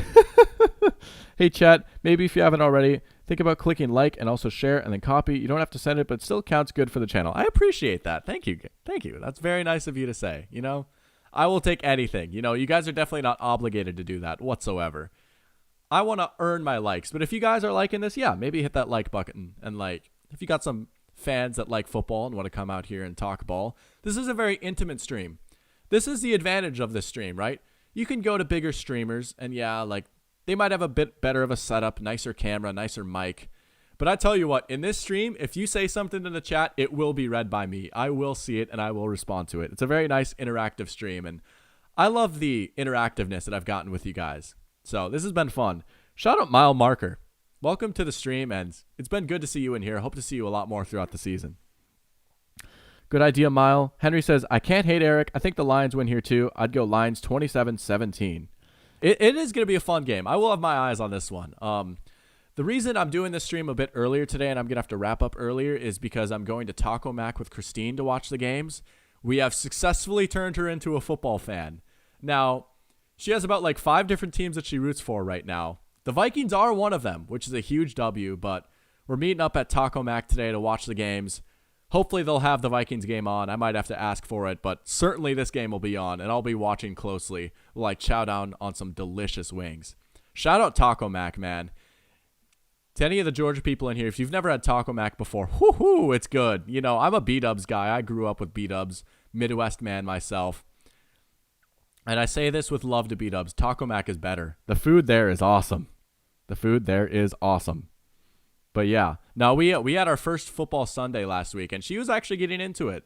We watched the Falcons game, and we're getting there. She's going to be getting a Bijan Robinson Falcons jersey soon, so it's exciting times, you know? Huge W. Huge W. All right, let's go into Saints-Packers. We got some more activity in the chat. Beauty, beauty, king. If you know, you know. If you know, you know. All right. Saints, Packers. We got a Packers fan in here too. Shout out Caden, always in these streams. One of the friends of the channel, always helping out with stuff behind the scenes. Packers 1-point favorite here at home. 2 teams that I think are fringe playoff teams. I could see a world where they get in. The Saints are 2-0, and they've done it the ugly way. Sorry about that. Hopefully that wasn't too loud. Been talking a lot, had some build up, and just needed to cough to let it out. But, oh, the Saints. The Saints are a team, too, that they are just trying to squeeze every last drop out of this window and core that they've had. They've probably been past their prime for a while now, but they keep making moves to try and, like, compete for the division or the wild card, which, to their credit, I mean, they've stayed relevant. They're 2-0 coming into a big game. Ugly win versus the Panthers on Monday night. Ugly, ugly win. But it is a win. They got out of there with a win. The defense has been carrying this team so far. Held both teams under 20 points. They haven't exactly played like superpowers on offense. But it's been a continuation of this defense playing very good football under Dennis Allen. Dennis Allen was the defensive coordinator. He got promoted back in 2016, I believe. Really turned this defense around. The Saints had a historically bad defense before Dennis Allen came in. They've been playing great football. Took over as the head coach last year, and he's another guy that got criticized a lot because the Saints looked bland and uninspiring at times, which is definitely fair. But down the stretch, like second half of last season, the Saints defense was one of the best in the league, and they've continued to play at a high level. Like, they are a bit older, but it is just impressive how they keep playing well. Like, Demario Davis should not be playing as well as he is. He's still one of the best linebackers in football. I mean, Marshawn Lattimore, playing great right now. Again, not against like superpower offenses, but man, receivers have just had nothing against him so far. He's looking like one of the best corners in the NFL. So it's good to see him return to form a little bit. He's been a little streaky, but when he's on, he is a special player. He's been playing great so far. The defense has been pretty good. You just need more out of this offense, and there are pieces there, right? Chris Olave is a very good football player. I had Chris Olave as the wide receiver 1 in that draft class. I had him over Garrett Wilson, and Garrett Wilson might be a little bit better, but honestly, it's close. It is so close. Olave is just so good in his own right. He's so smooth, such a great separator, great after the catch. He can win downfield. He is an awesome wide receiver. Those Ohio State wide receivers are different. Man, we saw a good game from Agbuka yesterday for Ohio State too. I watched a lot of that Ohio State Notre Dame game. Dare I say he's looked better than Marvin Harrison's? I don't know. Marvin Harrison's had some good games, but it was against like Western Kentucky and Youngstown, an FCS school. I don't know. I don't know who that Notre Dame corner was that was on Marvin Harrison Jr., but he was having a game. Marvin Harrison has kind of struggled to separate a little bit so far. Anyways, that's maybe a conversation for another day, but man, what a win for Ohio State. But I really like this Agbuka guy. He looked good. He knows how to find the open space. That is the signature of those Ohio State wide receivers. They get open. Well coached. But anyways, going to go on a run with this as my pump-up music. Let's go. Go crush that run, right? Yeah. Henry says, as much as I detest the Saints, they're a legit contender in the South, especially with a cupcake schedule. Yeah. I mean, the South as a whole has a pretty easy schedule. The Falcons probably have just as easy of a schedule as the Saints do. If anything, easier because they've got the fourth place schedule. But yeah, I get it. They're 2-0 as well. This is a big game right here for the Saints. If they can win this game, then you think, yeah, like they are really legit as a contender in the South. If they come out flat against the Packers, it's like, okay, this is the first serious team they've played. They didn't look that good. Maybe fade the Saints a little bit. It's a big test on the road against a good Packers team. So, what are we looking at here for the Saints, right? I think the big question is, can Carr have a good game? If you're the Saints and you do want to make the playoffs and win the division, you're 2-0, but you still do need more out of Derek Carr. He has been pretty bad so far this year. Like, he's looked panicky. He holds on to the ball sometimes. He just like runs around and does a little bit too much. The pocket presence hasn't been there. And the offense just has not looked very good with him. It's a little frustrating. I was actually buying maybe a Derek Carr bounce back. He's had such a weird career, but like he's had good years. Even back in 2021. I point to this year a lot. This Raiders team probably should have been a dumpster fire with all that they went through with changing head coaches and all that stuff and playing in a tough division. They made the playoffs and he played pretty well. Last year I count as a wash because it was just another tough situation, playing in a scheme that he probably shouldn't have been in with a coach that he clearly didn't like. And so I thought maybe you put him in a new spot, he's hungry, he's motivated, he comes back and we see a little bit more of this from Derek Carr, right? We will probably never see this Derek Carr again where like he almost won MVP, which is a shame because he was a fun player when he was playing at this level, but maybe you can see this and we just haven't. And you wonder, like, is Derek Carr going to be enough at quarterback? I think that was one of the big selling points for the Saints team outside of their defense is, you know, they have the most proven quarterback in this division. Going into the year, I said they probably had the best quarterback in this division, which isn't a high bar. Do they? I mean, has he really been that much better than, like, Ritter? He has not been that good. And they have wide receivers. They have pieces there. They just have not been able to get it going. Can they get it going in a big game on the road against the Packers? You need to see more from Derek Carr. You have to. If he comes out flat again, I worry about the Saints team being a legit threat in this division. They'll be there. That defense is good, but you need more out of your quarterback. You need more. Someone else in the chat now, just Jalen saying, yo, what's going on, Jalen? Welcome to the stream. Yeah, who are you rooting for this Sunday? I believe you're a new face in here, but always good to see you in here. We're talking ball, breaking down the games, but it's good to see you in here. Welcome to the stream, Jalen. This game is the bane of my existence as a Lions fan and a Bucs employee. Yeah, I suppose. Lions fan and also like NFC South divisional rival. But yeah, if you're the Saints, can you see more from Derek Carr? You got to see it. I mean, he's not going to be a superstar, but you need him to be average if you want to compete in this division. He has not been average so far. He's been below average. For the Packers, they're coming off a game they lost that they probably should have won. They probably should have won that game. Again, very injured, without probably their four best players on offense, and they hung in there. But the fourth quarter, that's where they really came up short. Not even on offense, but also defense. That's my big question for this Packers team. Can this defense play up to their full potential? I mean, look at the depth chart for this Packers defense. On paper, This defense should be awesome. You look at their defense, you're like, oh, there's Kenny Clark, there's Devontae Wyatt, there's Devondre Campbell, Quay Walker, Rashawn Gary, Jair Alexander, Rasul Douglas, right? This defense should be awesome. They have been good in the past. Like 2020, 2021, their defense was pretty good. They have not been at the level that they probably should be since last year, and it's a little frustrating. They floundered a little bit in the fourth quarter. You need to see a little bit more out of it. Lucas Van Ness is questionable. Jair is questionable. Eric Stokes is out. Some of it you can chalk up to Joe Barry, right? A lot of people have complained about him, the defensive coordinator. If you're the Falcons, you're going up against the Saints team that has not been that great on offense. If you're the Packers, can you come out and have a good game defensively? You're at home.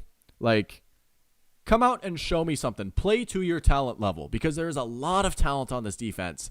And I think the idea, like, if the Packers are going to make the playoffs, they need a little bit more out of their defense. They looked great week 1 against the Bears. The Bears have their own stuff going on, but they looked great. Disappointing week 2. Can they come out week 3, have a good game, and win this game? That is the big question for this Packers team. I think we're going to see a close one here. I do like the Packers a little bit more. I think they're a little bit better of a team.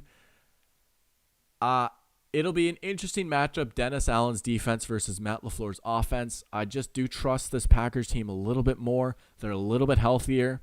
They've still got guys questionable, right? We looked at their injury report a little bit. I'm not going to go back and look, but some of the reinforcements should be coming back. Actually, I will double check. I'm curious to see if the cavalry is coming back on offense. Bakhtiari is questionable. Vet rest. He just doesn't like to play on turf, right? Gary should play. Jenkins is out again. Jones, Van Ness, Watson, and Jair, all questionable. You hope that some of those guys can play. So the reinforcements might be coming back. Also, didn't mean to close that tab. Whatever. I'm going to go the Packers in a close one here. They're at home. I'm going to go 24-21 Packers. They get a big win, trying to keep pace in the division. That is kind of open with the Lions losing, and like they have another tough game. This division will be open. It's not going to be a cakewalk for any team, but I'm going to go Packers 3-point win here at home. They're 1-point favorites. I think they take care of business. All right, Broncos Dolphins. We're rolling through. We might have to speed things up a little bit here. I've got about an hour before I have to go. This guy needs to be quiet. I'm sorry. I don't know who this dude is. No disrespect to you, sir, on my screen, but very, very loud in my earbuds, and I just wish that ESPN didn't have autoplay on. Gabe says, thinking about it, it's nuts that the NFC North and South overlap basically every other week, especially with Lions-Bucks week 6. I'm going to be in the press box like, Yeah, that is the Gabe Conflict of Interest Bowl, as I'm going to be calling it throughout the season. So that'll be an interesting one, but I do think it's fun how the NFC North and NFC South play each other this year. What a classic division collision. Anyways, Broncos, Dolphins. Here we go. Broncos 0-2. This is a team that probably shouldn't be 0-2. I think they're 0-2 with a point differential of -3. I mean, did they get hosed on that 2-point conversion? Absolutely. But also, they should not have just like floundered all of the second half. They shouldn't have even been in that spot. They built a great lead first half and they choked. So, yeah, they did get screwed a little bit with the no call on the PI, but they should have just taken care of business. They shouldn't have needed a Hail Mary miracle in the first place. It kind of evens out a little bit. But it's a frustrating loss for Denver.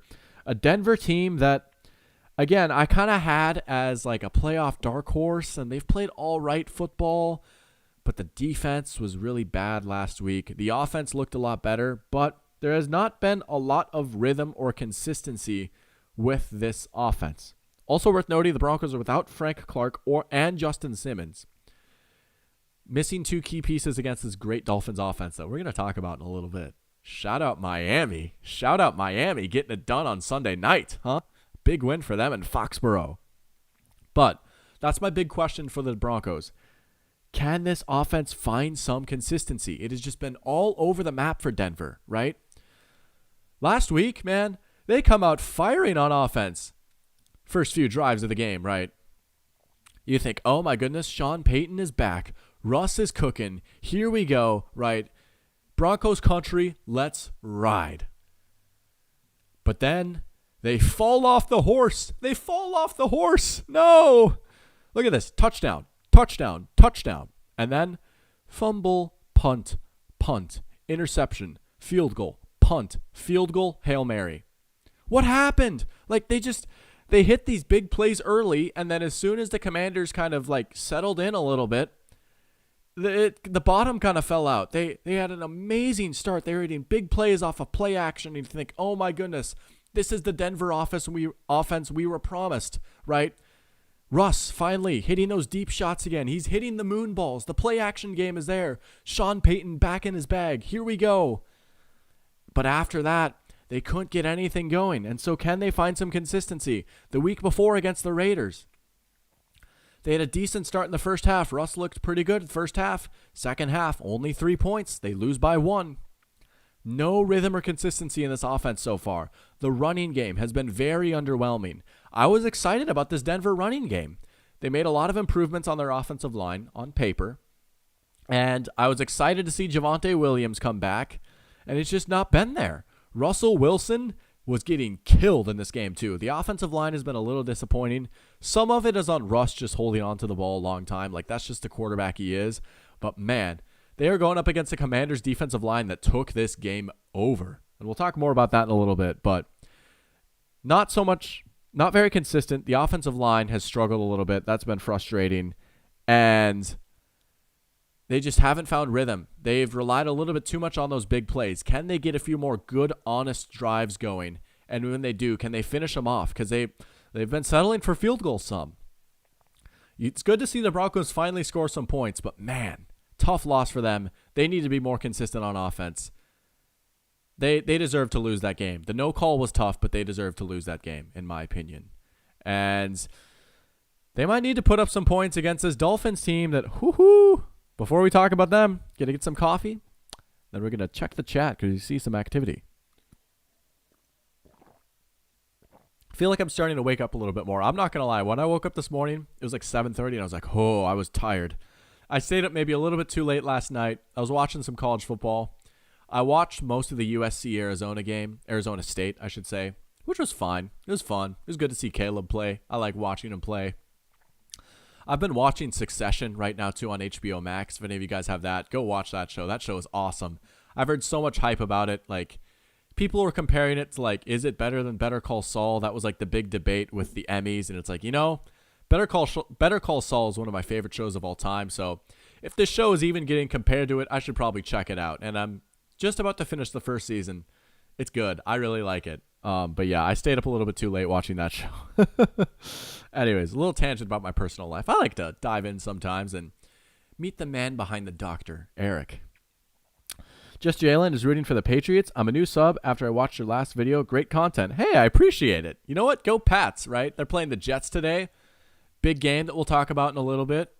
I had the Pats going into the playoffs coming into this year. They're not dead in the water yet. They're 0-2, but they're not dead in the water. I've still kind of liked what I've seen from the Patriots, but we'll talk about that. Henry says, man, the Commanders might be legit, though. They're an interesting team. I'm going to be watching this game here, too. Buffalo, Washington a little bit.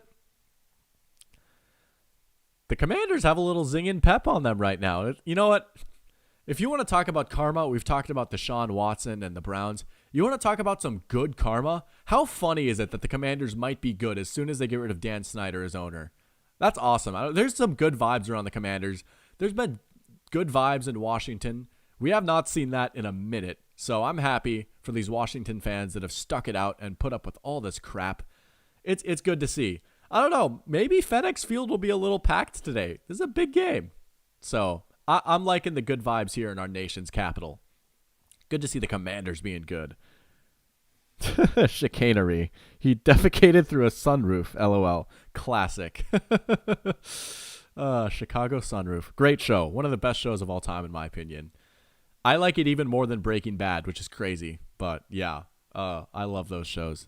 Bravo, Vince. Anyways, enough about that. Let's talk about the Dolphins. We've got about an hour to get through the rest of these games. Here we go. Miami Dolphins.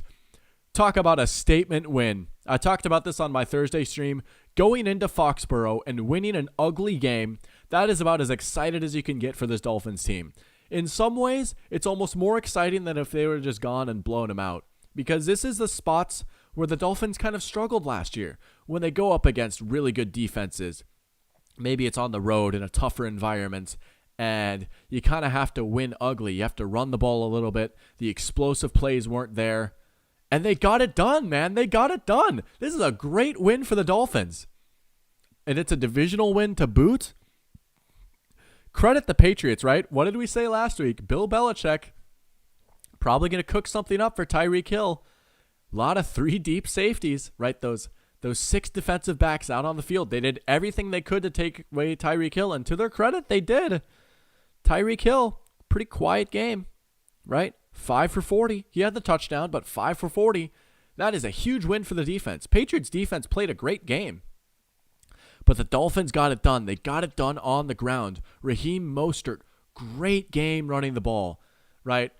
Mike McDaniel, at the end of the day, for all that's been made about the pre-snap motion and how it's gotten Waddle and Hill open and how great this Dolphins passing attack has been, at the end of the day, Mike McDaniel is still a Shanahan guy. And you know what this Shanahan coaching tree likes to do? They like to run the ball, right? Mike McDaniel was the run game coordinator for the 49ers for many years. And then he got promoted to offensive coordinator, right? I don't know. He's just such a special coach. He's such a goofball, but I love Mike McDaniel. There's a reason Kyle Shanahan fought tooth and nail for years to keep Mike McDaniel on his staff, like blocking interviews and stuff. He's an excellent football coach. But what a win for the Dolphins to get that ugly win. The ugly wins that just weren't there for them last year. They pick one up. I don't know. They're still getting healthy, and once they get Ramsey back, maybe the defense gets a little bit better too. But I am starting to climb back on the Dolphins train a little bit. I got off board a little bit after the injury scares and just some bad vibes, and maybe I listened to the hive mind a little bit too much, and I was like, maybe this is a team that disappoints. They had a high ceiling, maybe a little bit lower of a floor. They have had about as good of a 2-week stretch as you can possibly ask for. To win a game like that against the Chargers where Tua plays amazing, and then to turn around next week and win an uglier game against a good defense, you can't ask for much more. They're favorites here again. They're 6-point favorites versus the Broncos. They do still need that running game. Can they keep that going? So I was struggling to come up with a question for this Dolphins team to answer. I think a lot of it's just like, can they stay consistent? Can they not come out flat? They're at home. This Broncos defense is probably not quite as good as it was last year. They lose their defensive coordinator. They're also without Justin Simmons, like I mentioned earlier. This might be an easier game for the Dolphins. Again, like any given Sunday, like I'm not saying that the Broncos have zero shot of winning, but if you're the Dolphins, you just want to show up here and you want to play a good, clean, honest game. You don't want to fall into a trap game after coming off a tough game last week. I mean, that's a game that took a lot out of this team. I don't know. I know this isn't like the hardest hitting analysis, but I really feel like this is one of the less interesting matchups of this slate. I just feel pretty good about the Dolphins winning this game. I'm going to go Miami wins 31-17. I feel pretty good about the Dolphins taking care of business here. I loved what I saw from the running game last week. And to your credit, run the ball, need a running game. You're right. Pat Surtain should be interesting. Hey, there's no Jalen Waddle for the Dolphins either. That is something to keep an eye out on. Might we see Surtain versus Tyreek? That could be fun. Well, probably not, because Mike McDaniel's going to do everything in his power to just motion Tyreek around. Will we see Surtain on Tyreek on an island? To be honest, probably not, actually. I don't know. We'll see. I could be wrong, but just based off what the Dolphins have done, really, since Mike McDaniel's come there, he pretty much makes sure that, Tyreek is just going to, find mismatches because they're going to send him in motion, and he's going to get that running start. He's going to be bunched, behind another receiver, and he either goes deep or he cuts his route off, and there's just not much you can do unless you put, 3 safeties back there, and then they run the ball, so Waddle being out could be big, though. I mean, they will miss that second guy. I guess that's a big question. Who's going to step up and be the second guy if the Broncos are able to kind of take away Tyreek a little bit? Is it going to be Braxton Berrios? Is it going to be River Craycraft? Or is it just going to be Mostert again on the ground? I don't know. So who will be the second guy? That's going to be my question for the Dolphins. Mile Marker saying, I picked the Finns. And yeah, Henry saying Waddle out could be huge. Waddle's a good player, man. He really is. I like me some Jalen Waddle. All right. Jalen, if you're still in here, we're about to talk about your Patriots. Patriots-Jets. Another divisional game. Here we go. The Jets, well, the Jets are favored by ESPN's matchup predictor. The Patriots are 2.5-point favorites here. The game is in MetLife. I almost said Meadowlands. Well, I guess it is in the Meadow. I don't know. Anyways, who knows? I wanted to say the game's in New York, but then people could be like, actually, it's in New Jersey. I don't know. You know what I mean. It's a home game for the Jets. How about that? But for the Patriots, they are one of the better 0-2 teams in my opinion. I think out of all the teams that have started 0-2, they are one of the teams that I still feel like could maybe bounce back and right the ship a little bit. This defense has been as advertised, right? Their defense came out and played awesome last week. They did what they could. And also, the special teams. You want to talk about pre-snap motion. Bravo, Bill Belichick, for using pre-snap motion to get a blocked field goal. That was awesome. That was so cool to see. Oh, Bill. Even this late in his career, he's always got something up his sleeve. We do not deserve you, Bill Belichick. We are going to miss you when you're gone. Never change, Bill. Oh. The Patriots came out with a good defensive game plan. They limited those big plays. They just couldn't quite stop the run. And offensively, the team has looked a lot better with Bill O'Brien. You know, anything over Matt Patricia calling plays is probably an upgrade, but they still have not been able to find that winning play. I think it's pretty telling that both of the Patriots games have come down to a situation where it's fourth down and they need to, like, someone needs to go get them a bucket, right? I talk about, like, having a guy on offense that can go get you a bucket. It's third or fourth down. You just need that go-to guy. And I actually like some of the pieces that this offense has, right? I like Gesicki in this. Who's the guy? They don't have, like, that true legit number one guy where it's like 4th and 8 game on the line that they can go to. And man, that lateral would have been so sick if they got the first down. Like, by the rule of cool, right? The play was cool enough where, like, let it count. Obviously not. Like, the Dolphins stopped him. They won the game. But man, the rule of cool, maybe you should have let that one go. I mean, I'm not being serious about that, obviously, but they've been right there in both of their games. They just have not had a guy that can go get them a bucket. So if they can just put themselves in a spot where they don't need to be in that situation late in the game, this is probably a pretty good team to do that against, because the Jets, without Aaron Rodgers, their offense is just completely different. And we'll talk more about that when we dive into the Jets. But if this Patriots defense can show up, limit the Jets offense, stop Breece Hall and Garrett Wilson, that's pretty much the game plan. If you can stop Breece Hall and Garrett Wilson, you feel pretty good about limiting the Jets offense. And you want to talk about a wide receiver corner matchup? I would love to see Christian Gonzalez on Garrett Wilson here. Christian Gonzalez has delivered so far. It's kind of crazy, right? Bill Belichick, one of the greatest coaches ever at developing defensive backs. He gets a talented guy like Gonzalez, and Gonzalez is good. That's what happens. He could not have gone to a better situation. Typically, an NFL draft class produces about 4 Hall of Famers every class.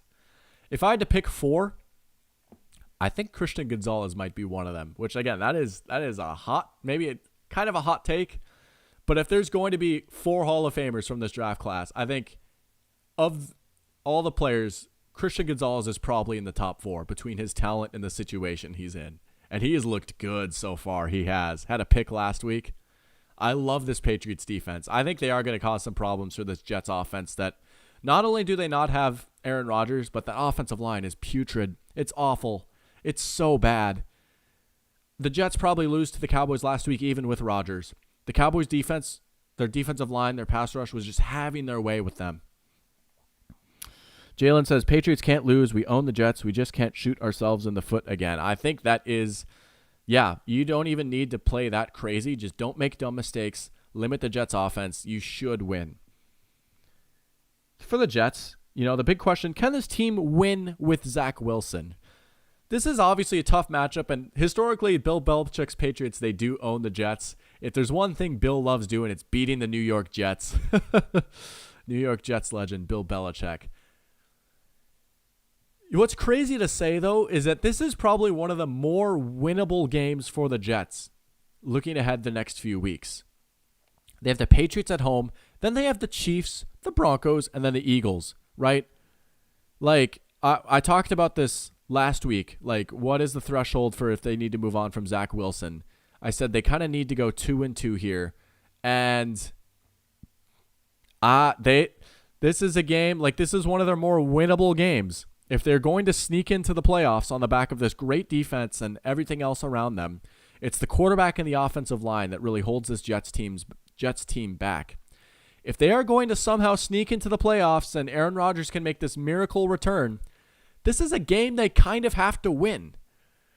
Can they do enough on offense to win? The defense played all right against the Cowboys last week. I don't know what else you really could have asked out of them. I mean, they knew they were facing an uphill battle. Cowboys offense did make some pretty good plays on them. I mean, the Cowboys just looked like a better team. This is one of the more winnable games, and it's still a tough game for the Jets. But, I mean, the offense has just not looked good outside of like a few big plays from Garrett Wilson or Breece Hall.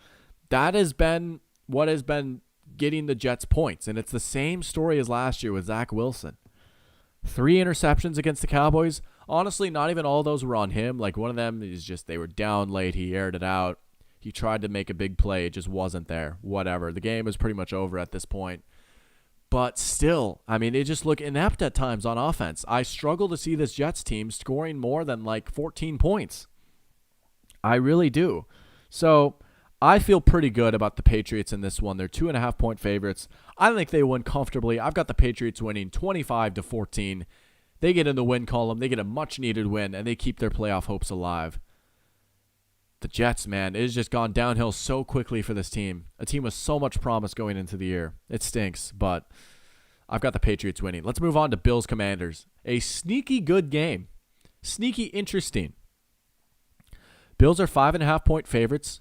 On the road, ESPN likes them a lot. What should we expect to see here? Well, the Bills, hey, credit the Bills, credit Josh Allen. My challenge to them last week was go out and beat up on an inferior Raiders team. You suffered a terrible loss in primetime with the whole country watching. This is a team with Super Bowl aspirations, and you came up short in a big spot. And there's a lot of questions being asked about this team. Is their window closing? Are they on the decline? I had faith in this Bills team coming into the year, right? I had them as my Super Bowl pick. I liked what they did in the offseason. I think overall this is a very good, very well-built team. And they answered the bell. They answered the bell. They destroyed the Raiders last week. This is exactly what you needed to see from them. 38-10. They left no doubt that they're the better team. Josh Allen played amazing. He took care of the ball. He took the underneath stuff. He wasn't just chucking the ball down the field. The Josh Allen we saw against the Raiders, that's the Josh Allen that we saw last year before he got injured. That's the Josh Allen that makes me think this Bills team can win a Super Bowl. James Cook answered the bell. I was doubting James Cook a little bit. I was like, man, the running game is not there. James Cook, maybe not the best back on this team. James Cook answered the bell with a great game. He quieted me up a little bit. Props to you, James Cook, and props to the chat, Caden and Henry specifically, for saying, you know what, maybe James Cook is just good. Give him a little bit of time, doctor. Calm down. All right, you know what? James Cook 1, Dr. Pigskin 0. I credit James Cook. Good game from him. And the defense, right? The Raiders go down and they score on the opening drive, and I remember seeing that and thinking, oh no, here we go. Uh-oh. No, there was nothing doing after that. The Bills defense answered the bell. They looked great second week in a row. Josh Jacobs had like negative rushing yards or something, did he not? Right? Yeah. 9 carries for negative 2 yards. That's a defending rushing champ. The Bills answered the call. They played the kind of game that they needed to play. This is the kind of Bills team that I believe can win the Super Bowl. Now, again, it's the Raiders, right? This is not like a great team here, the Raiders, but the Bills answer the call. The big question for the Bills, can this offensive line hold up against this sick Commanders defensive line? That has been one of the bigger concerns for the Bills off and on throughout their window. Offensive line has been inconsistent. They've got a few new faces. Josh Allen has actually been hit a decent amount here throughout these first 2 games. 7 sacks on Allen first 2 weeks, including 5 against the Jets. And they're going up against the Commanders team that might have one of the best defensive lines in football. This Commanders defensive line, not their defense, their defensive line alone got 25 pressures last week. That is a ridiculous number for a team to have, let alone just a singular unit. I mean, Deron Payne, Jonathan Allen, Montez Sweat, Chase Young, they are amazing up front. So I could see this Commanders defensive line maybe causing a few problems for the Bills. If the Commanders are going to win this game, that's how it's going to happen. This defensive line is going to have to take over, hit Josh Allen, maybe force a few turnovers. That's what they're going to have to do. For the Commanders, how about this guy right here? Sam Howell, huh? 5th round draft pick. Had a not ideal final year at UNC. You know, there's chatter of him being the first overall pick the year before. Has a rough year. They lose a lot of talent to the NFL, and he falls way down to the 5th round. He gets one start at the end of the year versus the Cowboys, and he looked pretty good. And I thought, hey, you know, they're going to let him start. Why not? Let's see what the kid has. Even if he's not good, they've got Brissett, who I really like, behind him. Sam Howell, he's not been perfect. He's not been like elite, but I like how he slings the rock. I like how aggressive Sam Howell is. He takes those deep shots down the middle of the field. He's not afraid to just chuck it. And you know what? On a Commanders team with some pretty good receivers, that's not the worst idea in the world. Sam Howell played a pretty good game against the Broncos last week. I've liked the Sam Howell experience so far. He kind of reminds me of Good Baker in a way with the aggressiveness. He's got a very underrated arm in that, like, it's got some zip. His throws have some zip. The running game has been there for the Commanders too.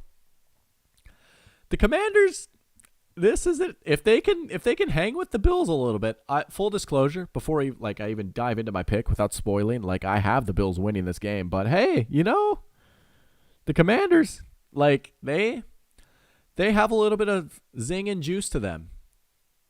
They could pull off the upset. They're at home. I wouldn't put money on it, but I've kind of liked what I've seen from them. Week 1 was a little bit disjointed. It took them a while to get going against the Cardinals, but impressive win week 2 against Denver. For them to hang in there, their offense get going in the second half, their defensive line to take over. That is a recipe for success, really. Their defensive line takes over, and they hit those big plays on offense. Pear Champ back in here saying, hey, how's it going? Welcome back to the stream, Pear Champ. Always good to see you. If I'm not mistaken, you're a Packers fan. We were talking about the Packers earlier. I have them winning over the Saints in a close one. A little bounce back win as they try and get healthier. And we've got Lightning in here saying, let's go. Big E is on the set. Commanders will win. Boom. You know what? I like it. If you're going to go with a spicy upset pick, I don't hate Commanders over Bills. I don't hate it. I'm still going to go with the Bills, though. Again, if it's going to happen, this Commanders defensive line is going to have a game, which is possible. Force a few turnovers, but when this Bills team is locked in, I still think they're a Super Bowl caliber team. They showed it last week. I think they'll keep it rolling. Another win here. I'm going to go 28-18 Bills. For as much as I've talked up Sam Howell, he can be a little too aggressive sometimes. He had a few turnover-worthy plays that he didn't quite get punished for, maybe should have. I think against a better defense like the Bills, he might. But also, like, I don't know. It's not to the point of, like, where it's, like, too much. Like, whoa, like, we really need to reel it in. Against a quality opponent like the Bills, you might still have to take those deep shots. And, yeah, you might throw a pick. And they might lose. But, again, like, that's sometimes one team is just better than the other. So I've got the Bills winning this one. But the Commanders, they might put up a fight. I could see this game being close at halftime. And then the Bills kind of pull it away. All right, so we're moving along here now. We've got like 45 minutes to wrap things up here. Again, for those that are joining, I kind of have to leave early. I'm headed out of town, going to Taco Mac for NFL Sunday, hence the earlier stream. So I appreciate you guys waking up early and tuning in. It's always good to see people back in here. Anything for Clicks is back in here too. Oh, we've got the gang back. Now we're just missing Ted. But we've got Pear Champ. We've got Anything for Clicks. We've got a few new people. This has been great. We got 8 people in here right now. I'm not going to lie. This is a bit better of a turnout than I thought it was going to be. So I'm loving it. Thank you, guys. This has been great. Lightning says, I was the only one in the pool that picked the commies. Hey, if you're right, you're going to get a leg up on everyone. I respect the aggressiveness. Making your picks just like how Sam Howell makes his throws. Aggressive. And you know what? Sometimes it works out. Pear Champ says, I think we can beat the Saints since the Saints running game seems lacking with Kamara suspended and Jamal injured. I would feel more confident if Aaron Jones plays. Yeah, That is fair. I mean, A.J. Dillon has been up and down as a Packer. I think he is better as a complementary piece to Aaron Jones. Aaron Jones is one of the more underrated offensive players in this league, in my opinion.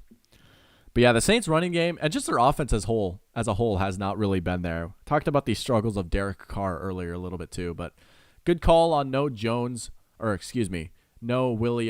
Kamara. Yeah. And I believe this is the final game Kamara suspended for. I believe it's a 3-game suspension. Anyways, all right, next game, Texans-Jags, an AFC South matchup, starting with the Texans.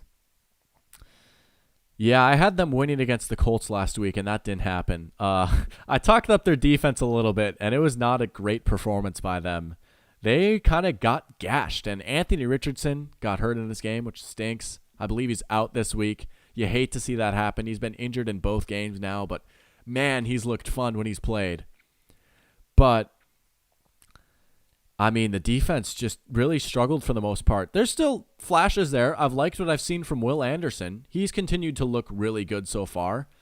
If he can play at this level, I think the trade is probably worth it, even though they gave up a lot. But Will Anderson has looked good.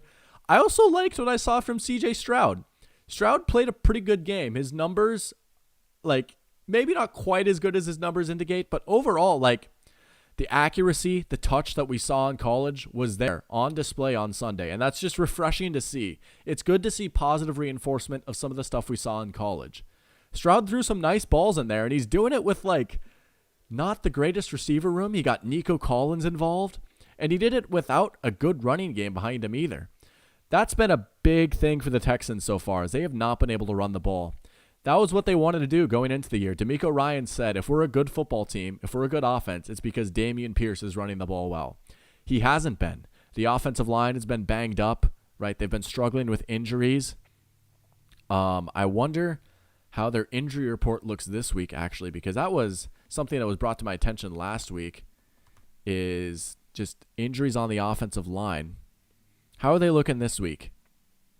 I'm looking around. Laramie Tunsil's questionable. Jalen Petrie's out. He's not a lineman, but he's a good player. So they're still a little banged up. They've got some guys out. Stingley is out against the Jags. That might be a problem. We'll see. But yeah, the Texans, their defense was a little disappointing, but also, again, this is just a rebuilding team. You can't expect them to play amazing every game, but they're 0-2. I thought they could have beat the Colts. I guess not. 11-point loss. But Stroud looked pretty good. That's a positive if you're the Texans. Can this defense bounce back a little bit? I know they're still banged up. I want to see how Will Anderson does against this Jaguars offensive line. That's been pretty disappointing. So I will be watching Will Anderson in this game. Again, he's not this crazy athlete, right? He's not making jaw-dropping plays. But he's just so fundamentally sound, right? He's your typical Bama guy that comes in right away and plays well.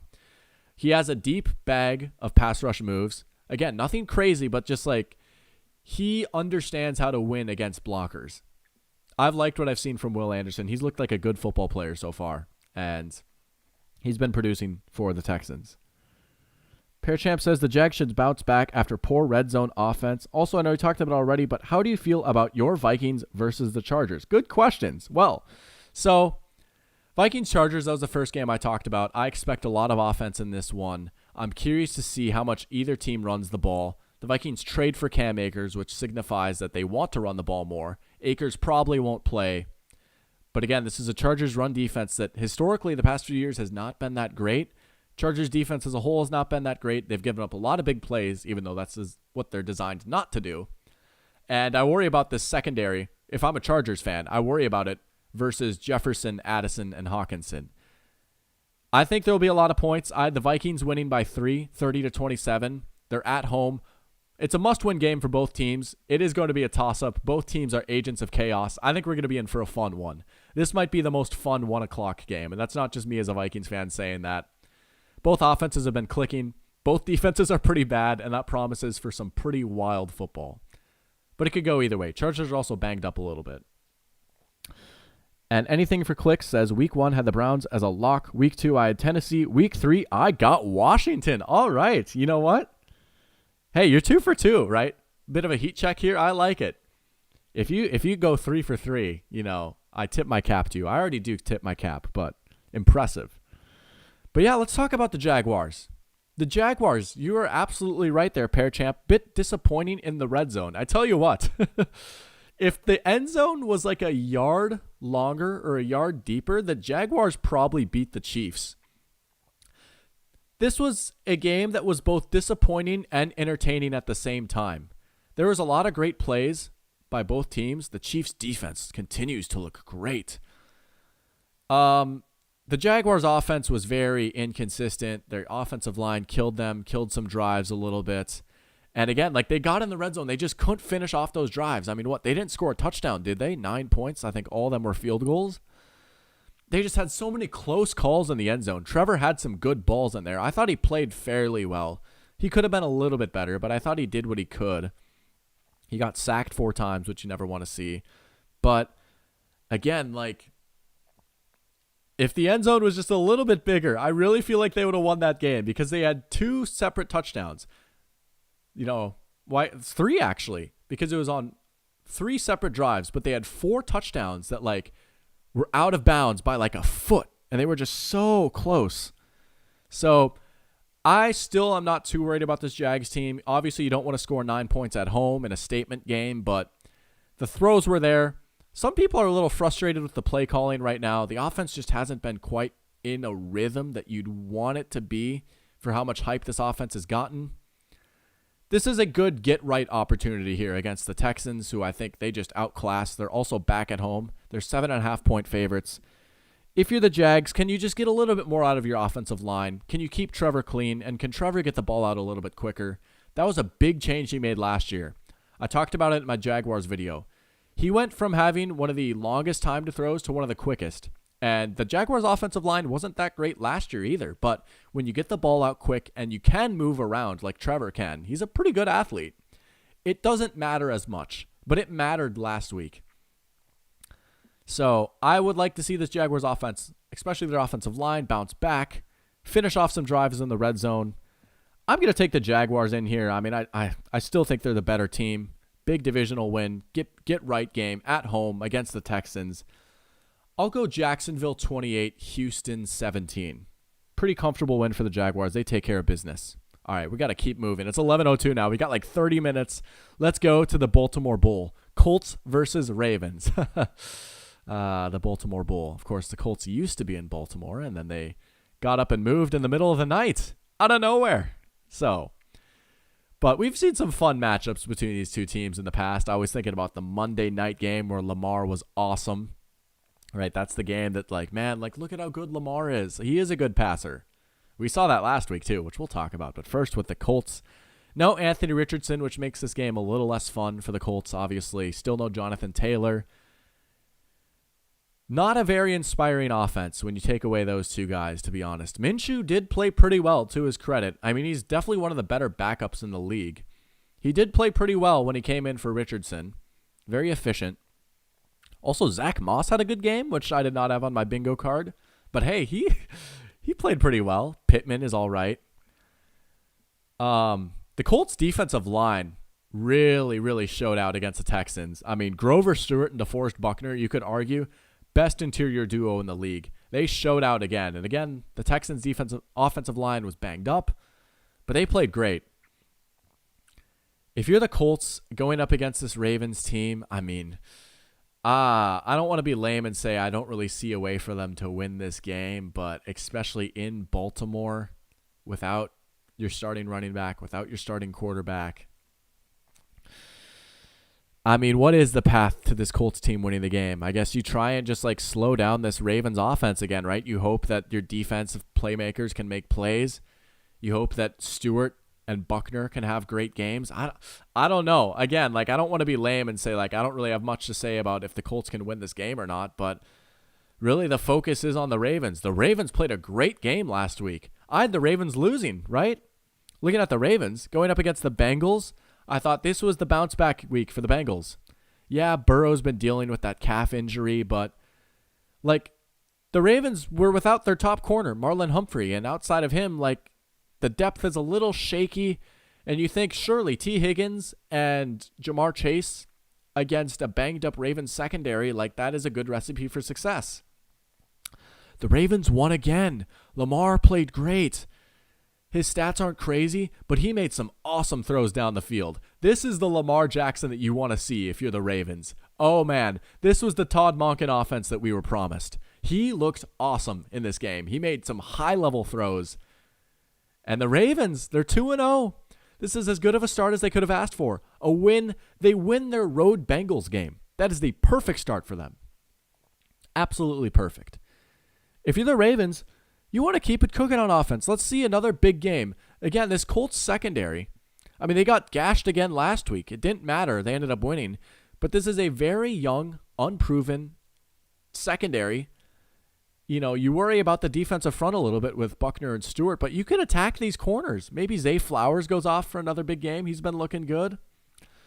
I would like to see the Ravens maybe throw the ball a little bit. Get up early and then just sit on the rock, close it out. I think it's going to be a pretty comfortable win for Baltimore. I'm going to go Ravens win 33-20 here in this one.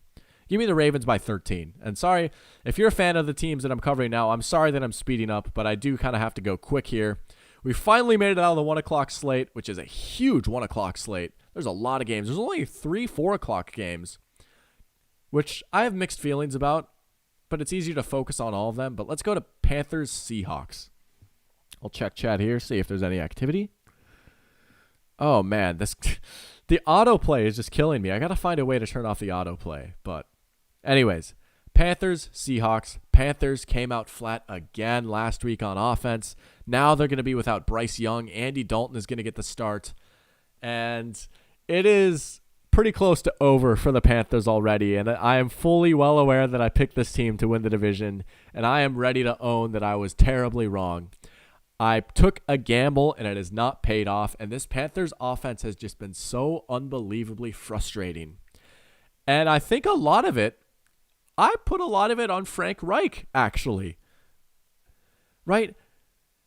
We knew going into the year that the wide receivers weren't going to be good. We knew going into the year that Bryce Young is a rookie. He can only do so much. We knew going into the year that, I was a bit higher on the offensive line, which I still think has been all right. Some of it has just been on Bryce Young holding on to the ball a long time. You know, the receivers aren't getting open, so he has to hold on to the ball. So, yeah, he's going to get hit more when that happens. I think the offensive line has been all right.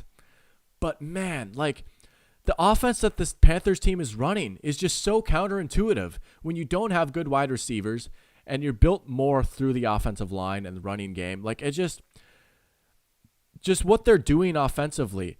They're not making it easy on Bryce Young. They're trying to win on these deep downfield routes with Adam Thielen, who's a fossil at this point, and Jonathan Mingo has been disappointing. They're not calling any of the easy plays. They're not taking shorter underneath stuff. They're not trying to scheme guys open or anything. They're just running a we're better than you offense, like the Bengals would with Jamar Chase and T. Higgins, where it's yeah, our wide receivers are better than you. We're going to beat you. That's not the scheme you should be running with this personnel. I was hoping for more running. I was hoping for more short passes, more screen games, right? Stuff that we've kind of seen Reich do in the past. And it just hasn't been there. And the Panthers defense has actually been pretty good. I will say the Panthers defense has delivered. They've looked great, but they continue to take hits on the injury front. Now Shaq Thompson's out. J.C. Horn is out. But the defense has played pretty good. The defense has played well enough to win them games. The offense has not. Going up against the Seahawks team on the road, I do not like that whatsoever. The Seahawks bounced back pretty well. I don't know. If I'm the Panthers, can you try and make things easier for Bryce Young in this game? Can you try and do it?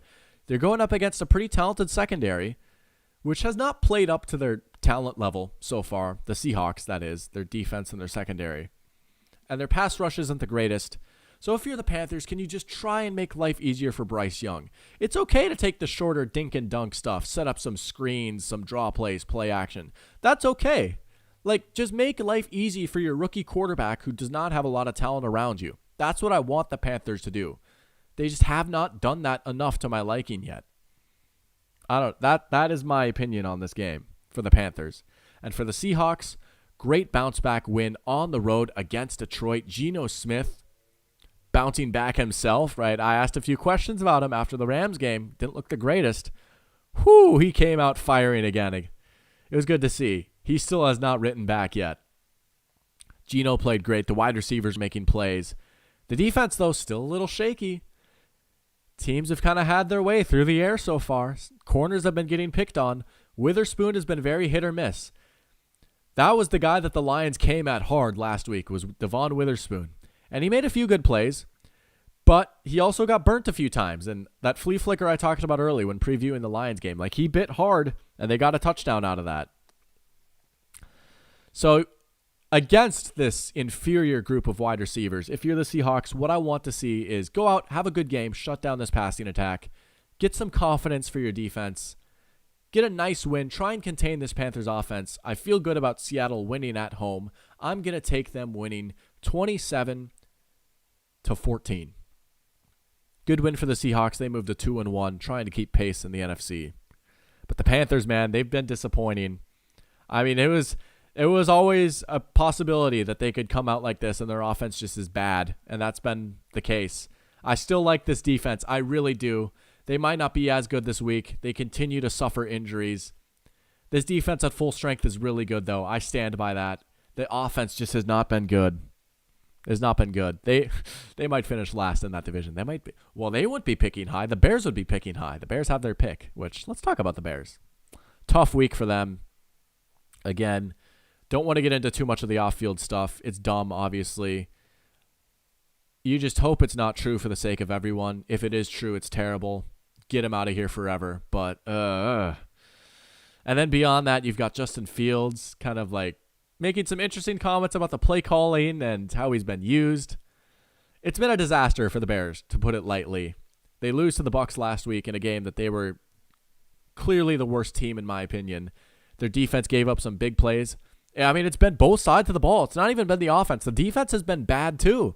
The defense has been getting gashed. And you want to talk about a team who has a bad defense with the defensive head coach. Matt Eberflus might be gone, too. Like, we're talking about Brandon Staley getting fired, and that's very, very possible. What do the Bears need to do for Matt Eberflus to survive this season? I mean, man, it has just not been good. The defense has been surrendering big plays. They still can't rush the passer. Fields is frustrated. The fans are frustrated. It is just not there. Pearchamp says, I think the Bears should just commit to the Caleb Williams sweepstakes already. I mean, it is very likely that they fall to 0-3. They do not look like a good football team. It's not a bad idea. It's tough though, right? It's really hard to commit to the Caleb Williams sweepstakes because there's bad teams in the NFL, and it is really hard to be the worst team in the NFL. And again, these guys are competitors. Eberflus is coaching for his job right now. He doesn't want to just roll over. It is a good idea in theory, though. I will say they do have a decent shot because I could see the Bears having two pretty high draft picks between their pick and the Panthers pick. So it's possible they could get Caleb Williams or maybe Drake May. Drake May is pretty good too. Drake May would be QB1 in a lot of QB classes. I think Drake May would have been QB1 last year. So they could have their options at quarterback. How will Justin Fields respond? The scrutiny and pressure is as intense as it has ever been on him. And I don't know. It is really getting time. Like, do you think that he might just be unleashed as a runner a little bit? He talked about feeling like he was robotic and shoehorned in a little bit. He didn't run the ball much last week. He only had 3 rushing yards. I mean, at some point, yeah, you have to design your offense around his strengths. They did that last year, and they ran the ball well. They still weren't winning, but at least they were in a lot of games. Their offense looked exciting. It showed potential. So I would like to see them run the ball more. So yeah, let Justin Fields run a little bit. He's a running quarterback, and that's okay. Take advantage of that. But there's a lot of questions he has to answer as a passer, and time is running out. For the Chiefs, defense looks incredible. The Chiefs might be, I don't want to say they're a defensive team because I think their offense will figure things out. But, oh, man, their defense has been awesome. Their defense has been really good really since the back half of last year. It was pretty good in the playoffs. Trent McDuffie coming back has been good. I talk about him every week as a future superstar. Chris Jones has not missed a step whatsoever. He came back last week. He dominated. Karlaftis has been good. Nick Bolton's a pretty good player. This Chiefs defense is legit. They're at home at Arrowhead. They're 12.5-point favorites. Against a bad Bears defense, I want to see the Chiefs offense come out and have a big game. This might sound like a lot. I want to see Mahomes have like 4 touchdowns today. Show the world that you still are like the Chiefs offense. We can still melt people's faces. Yet a kind of ugly win against the Jags. You got the job done, right? A win is a win for sure. Kelsey is back for the second week now. Show the world, we're the defending Super Bowl champs. We have Andy Reid, Patrick Mahomes, Travis Kelsey. We are going to score points. We are the best team in the NFL. So I would like to see the Chiefs passing game have a big game today against this lackluster Bears defense. Come out and show me something, Patrick. By the way, I'll be seeing you in a few weeks. Oh, that's going to be awesome. He will show us something then, too, against the Vikings.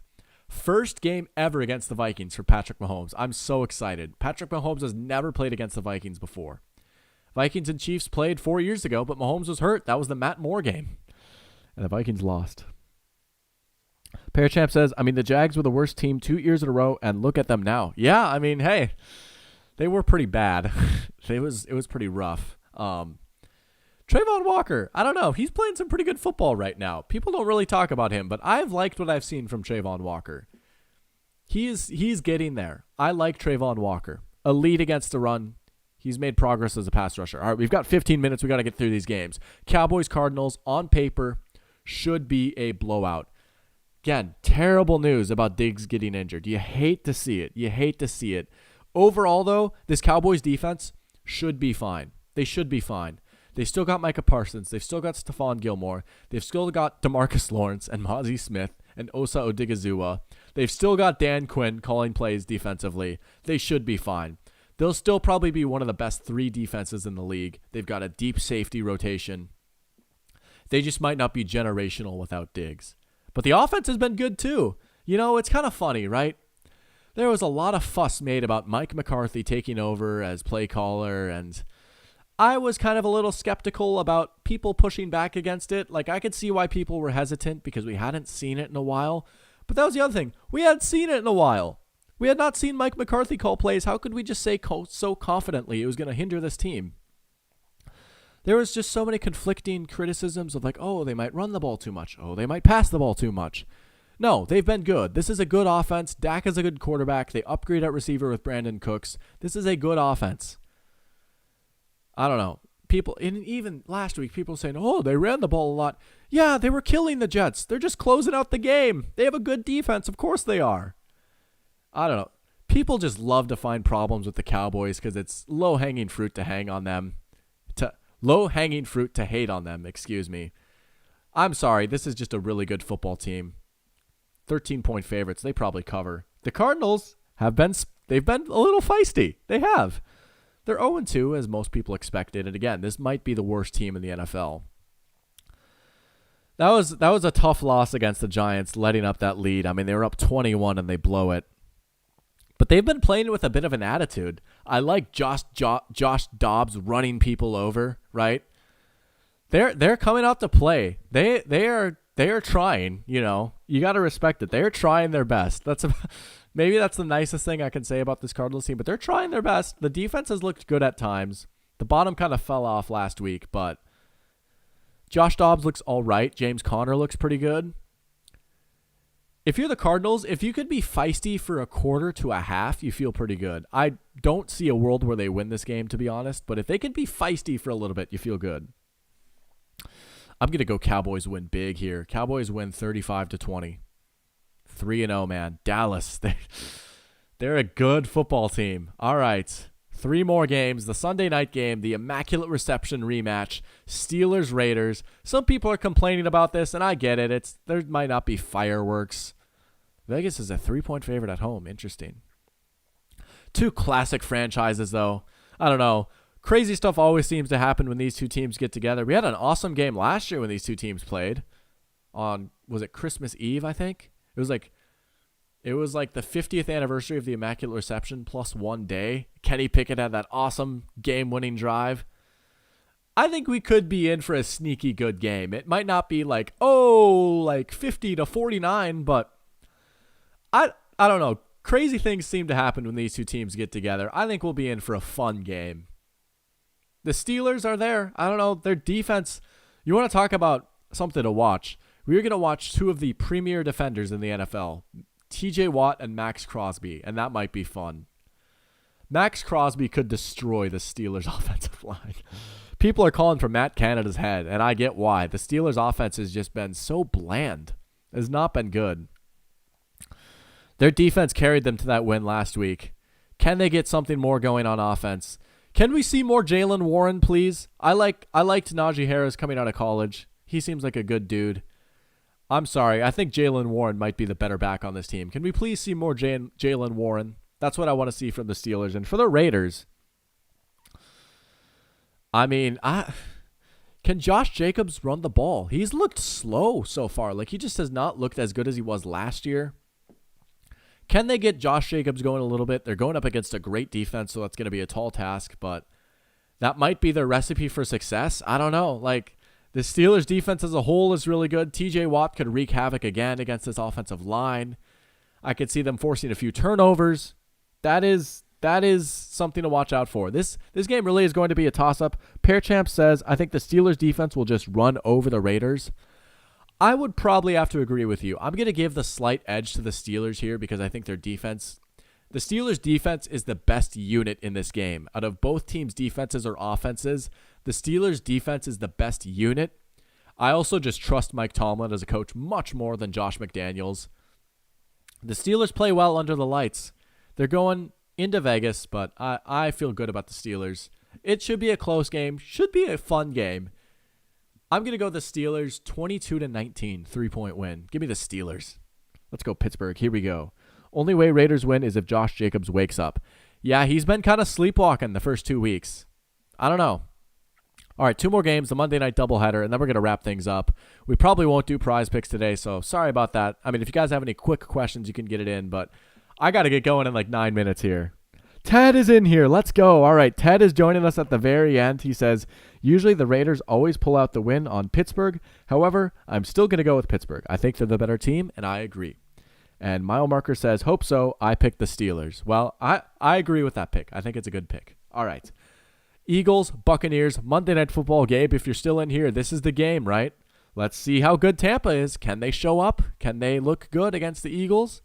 Both these teams are 2-0. One of these teams is going to get their first loss. Eagles also get the quasi-bye, as I like to say. Coming off a game where their running game really was doing the work. Jalen Hurts in the passing game have not been at full strength yet. Maybe they're still waking up a little bit. They're adjusting to their new offensive coordinator. When you have good wide receivers like Devontae Smith and A.J. Brown, you'll still have the big plays, but the down-to-down consistency has not really been there yet like it was last year. So the interesting matchup will be this Eagles rushing attack versus the Tampa Bay run defense. You know, when Vita Vea is out on the field for the Tampa Bay Buccaneers, like just ever since they've drafted Vita Vea, the Tampa Bay Bucs have had like a historically good run defense with Vita Vea.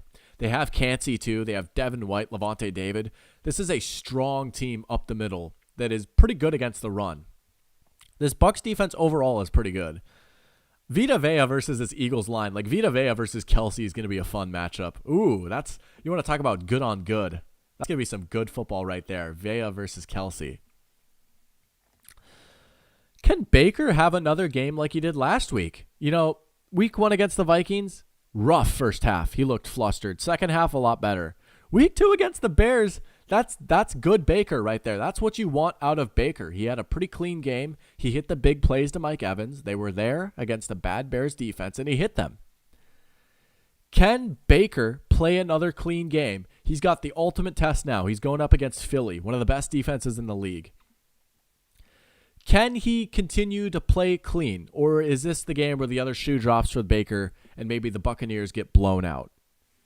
Pear Champ says this can actually be a good competitive game if Swift pops off.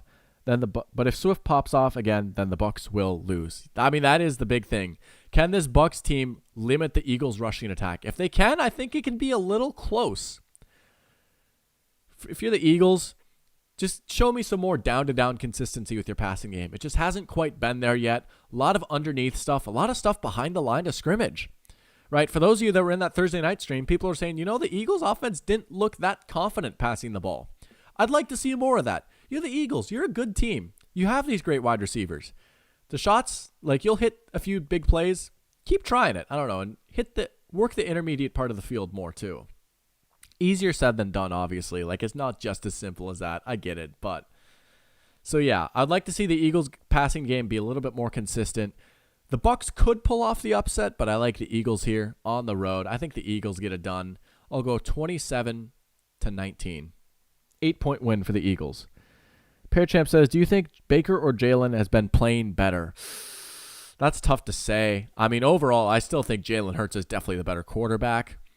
I think if you're going to define better as who has performed above expectations or met expectations better, it's been Baker. Like, Baker has been more of a plus to the Buccaneers than Jalen has been a plus to the Eagles so far.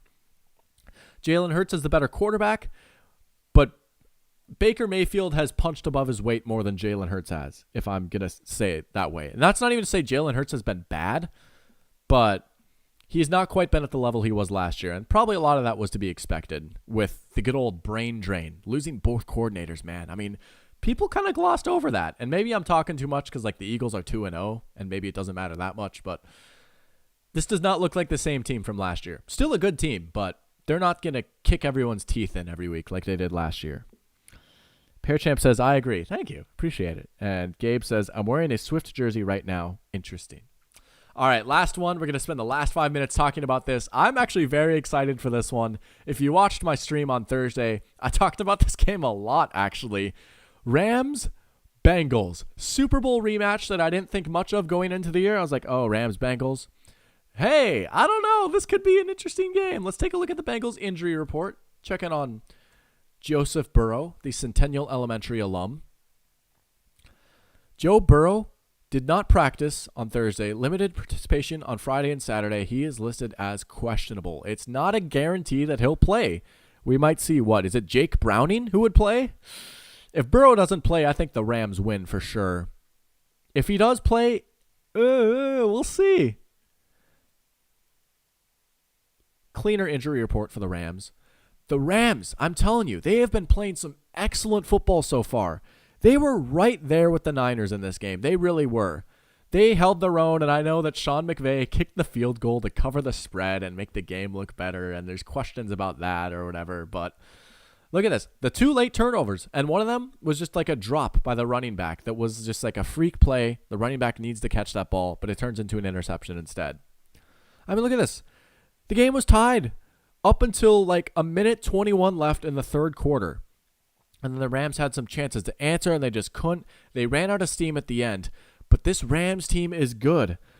You know, for a deep cut here, when I first started this journey as an NFL YouTuber, I had a channel called Necessary Roughness. And my first ever video, this was the year the Rams were coming off a disappointing year. This would have been 2020, the COVID year. The year before, the Rams were a disappointment. They missed the playoffs, right? 2018, they lose in the Super Bowl. They get held to 3 points. 2019, they miss the playoffs. The offense doesn't look as good. A lot of people are down on the Rams. But then 2020, they kind of reinvent their team, and they come back. They look pretty good early in the season. And I remember saying in my first ever video, I was like, hey, like this Rams team might be good again. I don't know. Sean McVay is a good coach. They kind of turn things around. I think there's a chance we see a similar situation this year. I know it's early in the season, but I would not be shocked to see the Rams back in the playoffs. I really wouldn't. The offense has been working.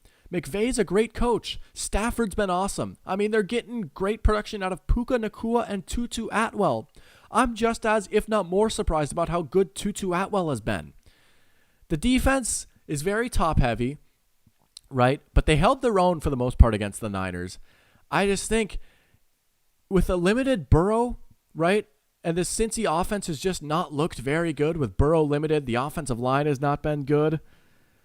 I'm going to pick the Rams, whether Burrow plays or not. I'm taking the Rams on Monday night. This is my big upset. I think the Rams move to 2-1 and the Bengals fall to 0-3 and the alarms start to go off. Now, if there's a team that can start 0-3 and make their way back into the playoffs, it is Cincy if Burrow gets healthy. I'm going with the Rams, though. Give me the Rams in a big spot. Give me the Rams 28-24. Let's go Rams, baby. I like this Rams team. I like the way they play. Stafford has been cooking. Sean McVay is having the time of his life. Like I said, he's having fun again. Sean McVay is having fun again. This team played really well against one of the best teams in the NFL in what was essentially a hostile environment, essentially a road game for them. Give me the Rams. Give me the Rams. And that's how we're going to wrap things up. And absolutely, this is also without Cooper Kupp. When he comes back, this offense might be even better. I think we might have not even seen the best of the Rams yet. People wonder if this team is going to regress. How many times have we seen Sean McVay just get the most out of his personnel? Like, we really just need to tip our cap to Sean McVay, Matthew Stafford, and the Rams management for, like, doing a good job drafting without first-round picks. I mean, Tutu Atwell, like, it took him a few years, but they've made Tutu Atwell a thing. They just grab Puka Nacua, and he slides in, and he's leading the NFL in catches. Kyron Williams has been good. They do this every year.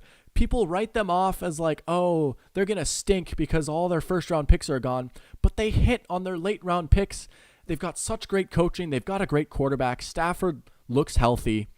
Aaron Donald is still there. He might cause problems against a hobbled Cincy line. Give me the Rams 28-24.